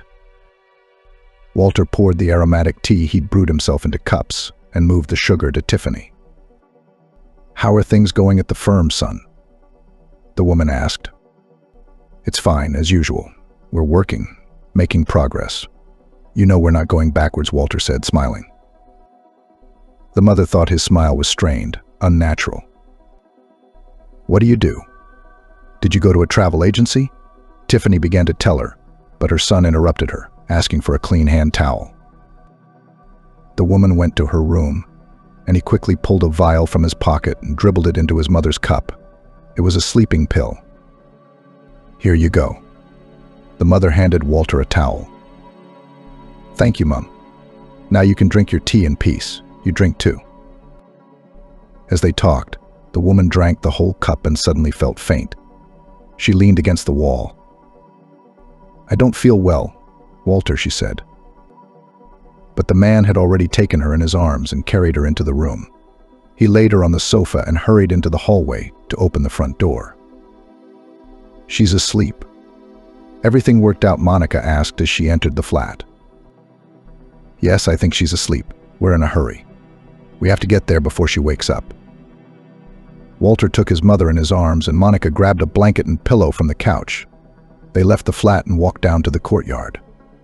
The man put his mother in the back seat, placing a pillow under her head, and covered her with the blanket. Opening the boot, he threw in Tiffany's warm clothes that Monica had collected. Several bags of groceries stood nearby. Slamming the doors, Walter and Monica hit the road. As they pulled onto the motorway, Walter increased his speed. He drove as fast as he could, afraid that his mother would wake up and his and Monica's plan would fail. By 5 a.m., they reached the remote village where Tiffany had been born and raised. They found her parents' house. There was hardly any snow in town, but here it was knee-deep. Walter made his way to the gate and struggled to open it, and then the door to the house. He went back to the car, carried his mother into the hut, and put her on the bed. Where should I put the groceries? Monica asked. She was standing in the doorway holding the bags. Over there on the table, Walter pointed. He covered the mother with a blanket and put a coat on top to keep her warm. Let's go, Monica. They closed the door and drove away. They glimpsed abandoned houses with boarded-up shutters, lit by headlights. Tiffany woke up and felt terribly cold. She struggled to open her eyes. Her head hurt badly.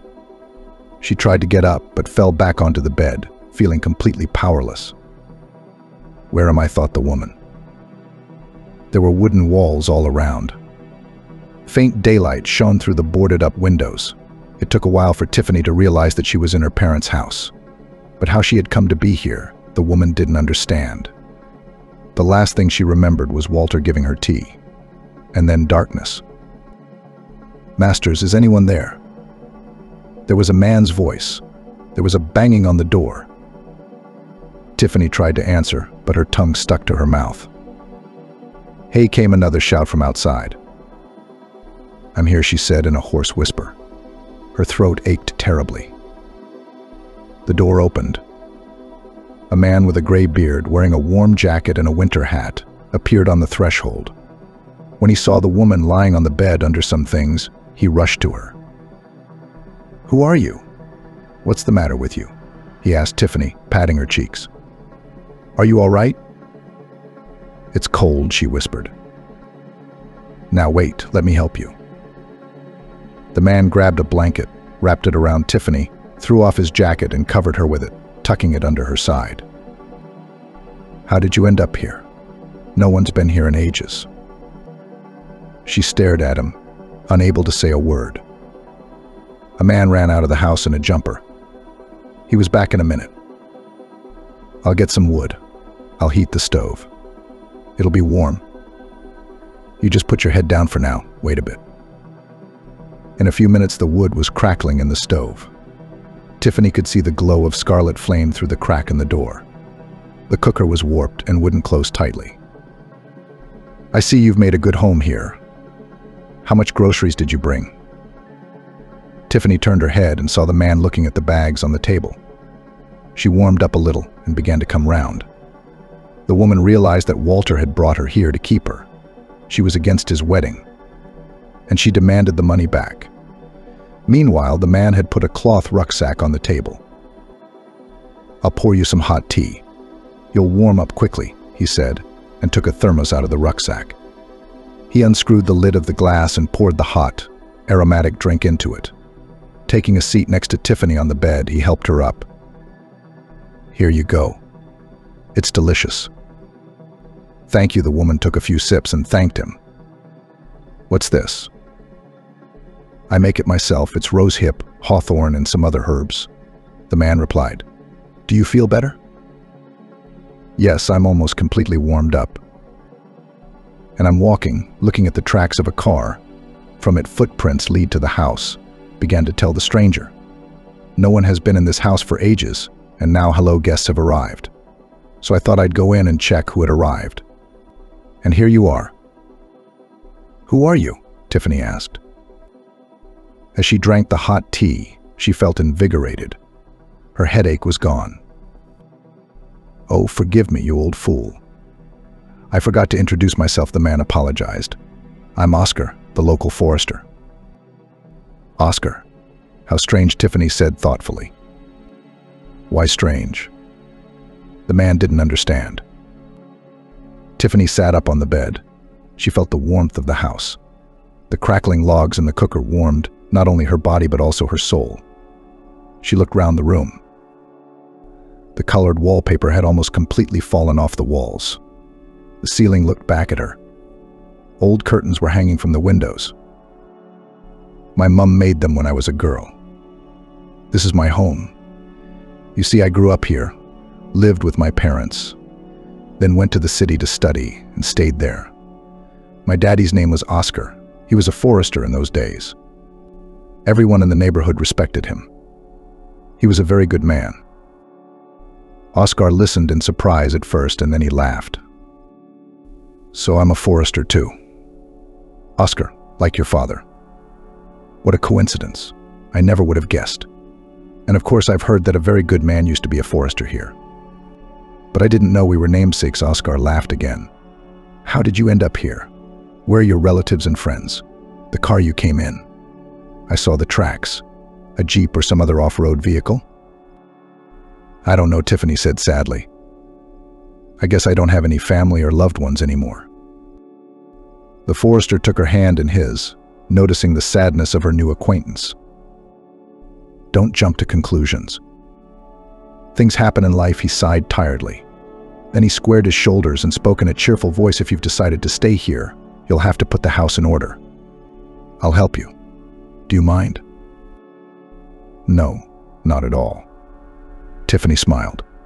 Who wouldn't want help under these circumstances? "Thank you." All day long, Oscar and Tiffany tidied up the house. The first thing the man did was to take away the boards that had been used to board up the windows and fix the doors, which had fallen apart. Tiffany got to work scrubbing the floors and windows. After removing the old curtains, she poured water into a basin and prepared to wash. But Oscar stopped her. "You shouldn't have such old curtains in the house, Tiffany." "So what am I going to do without curtains?" "We'll put up new ones," Oscar said confidently. Where are we going to get them? Wondered the woman. If we look hard enough, we'll find them, said the forester in a mysterious tone. Tiffany shrugged her shoulders. The day was drawing to a close. Tiffany had already boiled the potatoes, cut the sausage, and opened a can of stew. Your son was very thoughtful, not daring to leave him in the woods without food, Oscar said, but he immediately regretted it. Tiffany grew sad again, thinking, yes, that's the way it is, raising my only son. You spare nothing for him, and he takes you to the woods, to a cold hut, she sighed. Don't worry so much, Tiffany. People live everywhere, and you're your own here. This is your homeland. The Karelian forest. It has some kind of ancestral memory, protects those who were born and grew up under its pines. Everything will be all right. I know, the man smiled. Tiffany thought, what brings him here? He's certainly not from around here. Tiffany and Oscar became friends. The woodsman visited the woman every day, helping her with chores. Oscar fixed furniture that Tiffany remembered from when she was a little girl. He brought water, helped with firewood. Tiffany fed him a delicious lunch.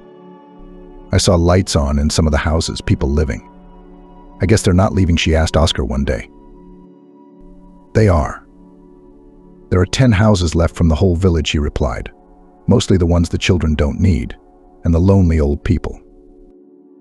What do they do here? Who keeps cattle? The vegetable garden feeds them. They go to the forest to gather berries and mushrooms. They catch fish in the lake, then sell them in town. And there's nothing else to do here. Televisions aren't always on. Do they have televisions in the houses? Tiffany got excited. She was bored alone.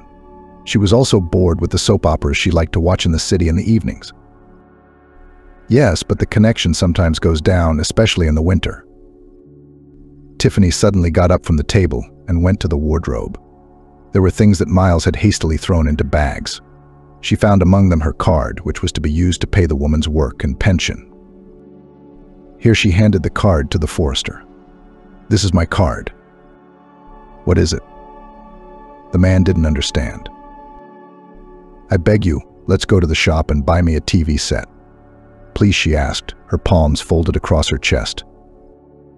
Oscar thought for a moment. The nearest shop was 80 kilometers away. It would take all day to get there and back. But Tiffany looked at him with such pleading eyes that he couldn't refuse her. All right, we'll take my car tomorrow, the man agreed. Tiffany smiled happily. She was growing to like this strong man with such a familiar name. He reminded her very much of her father. 2 months passed, summer came. One warm evening, Oscar and Tiffany were having tea in the yard. The forester had made a small table. Tiffany tied a tablecloth on it.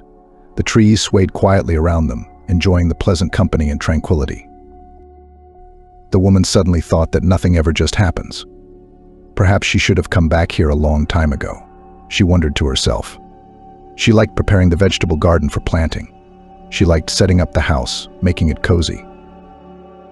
Tiffany, Oscar said to her, you and I are both old. We live here together and we don't seem to get bored. What's there to be bored about?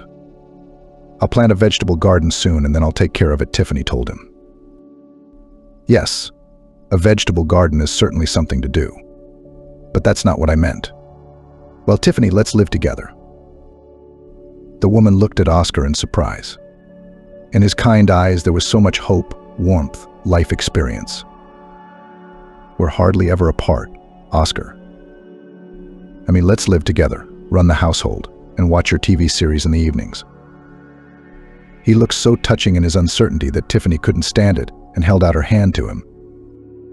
Come on, Oscar. It really is more fun together. Without hiding his joy, the man put his arms around Tiffany, held her tightly against him, and stroked her gray hair.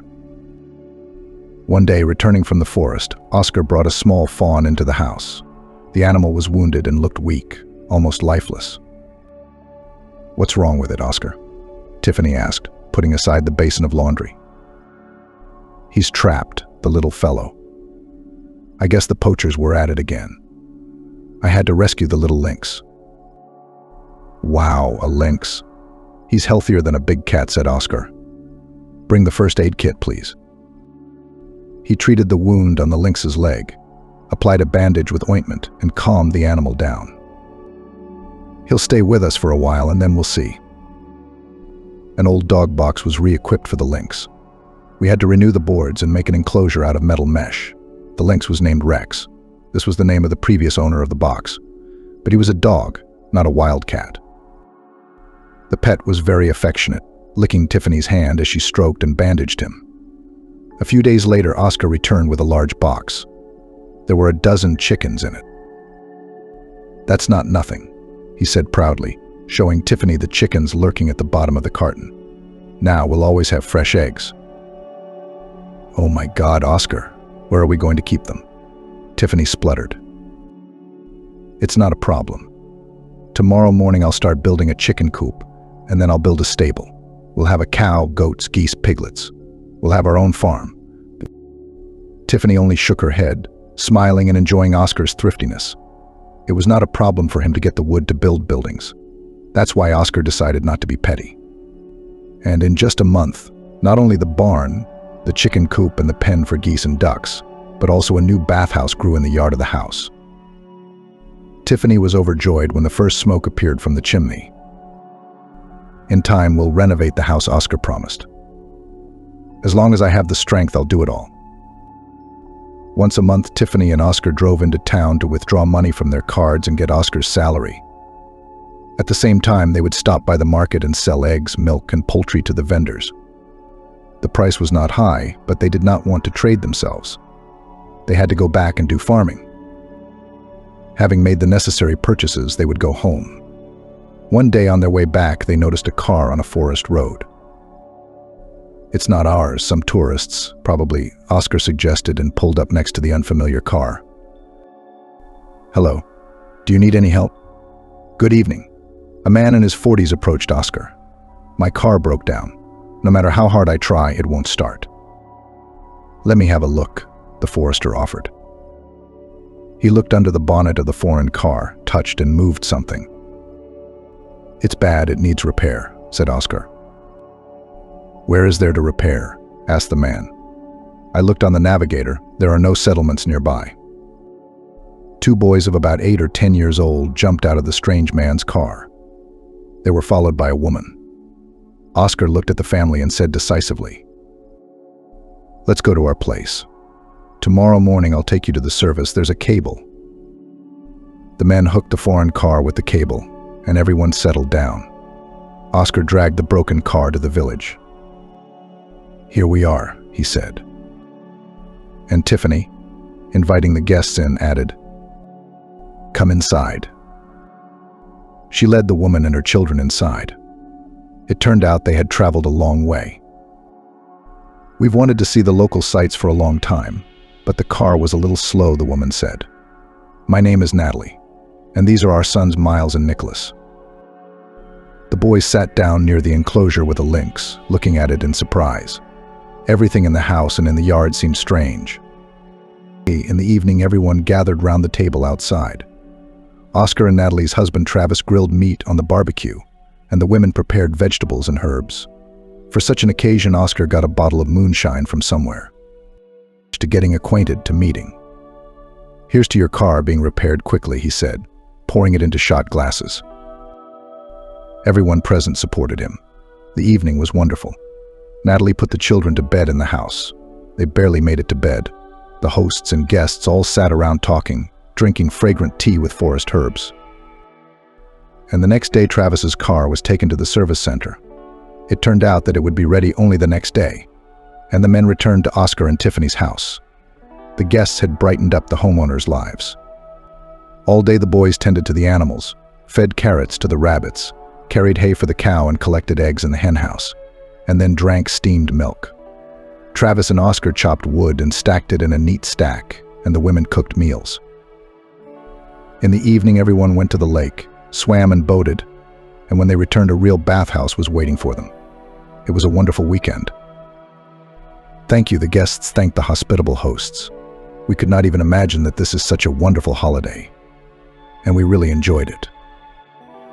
"Come back again," Oscar said, shaking Travis' hand in farewell. "You bet we will, and we'll bring our friends with us, he promised, as the car with the new friends drove off down the street. Oscar said to Tiffany, "I think it's time to start building guest houses."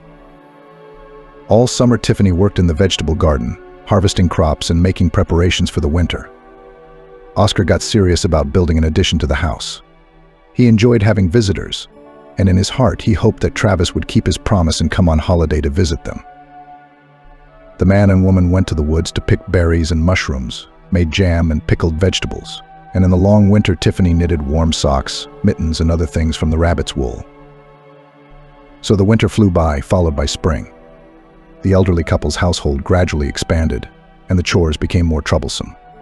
One evening they were finishing digging a plot of land for planting potatoes, when suddenly a few cars drove up to the house one after another.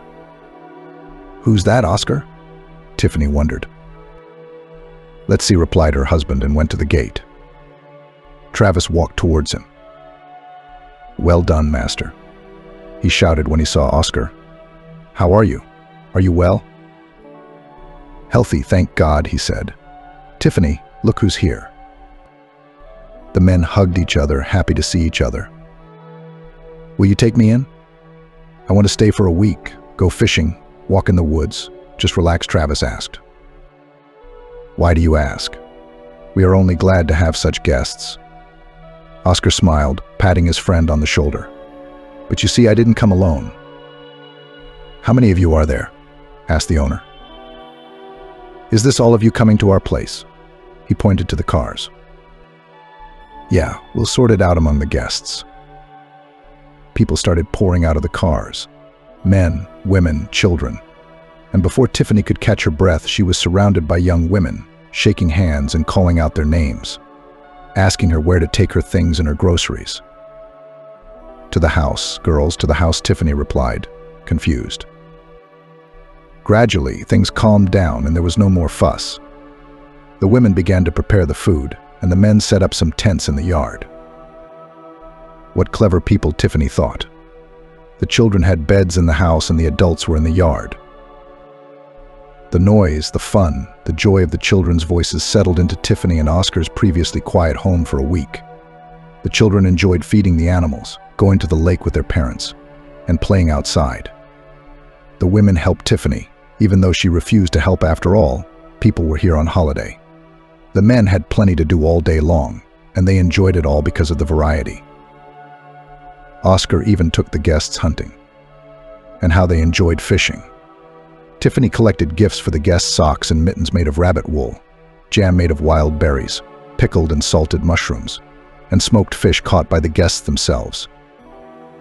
For a long time the hosts hugged and could not part with their guests. They had become so close during that week, and when the townspeople left, Tiffany found money and a card under the tablecloth in the room, wishing them well and hoping they would meet again.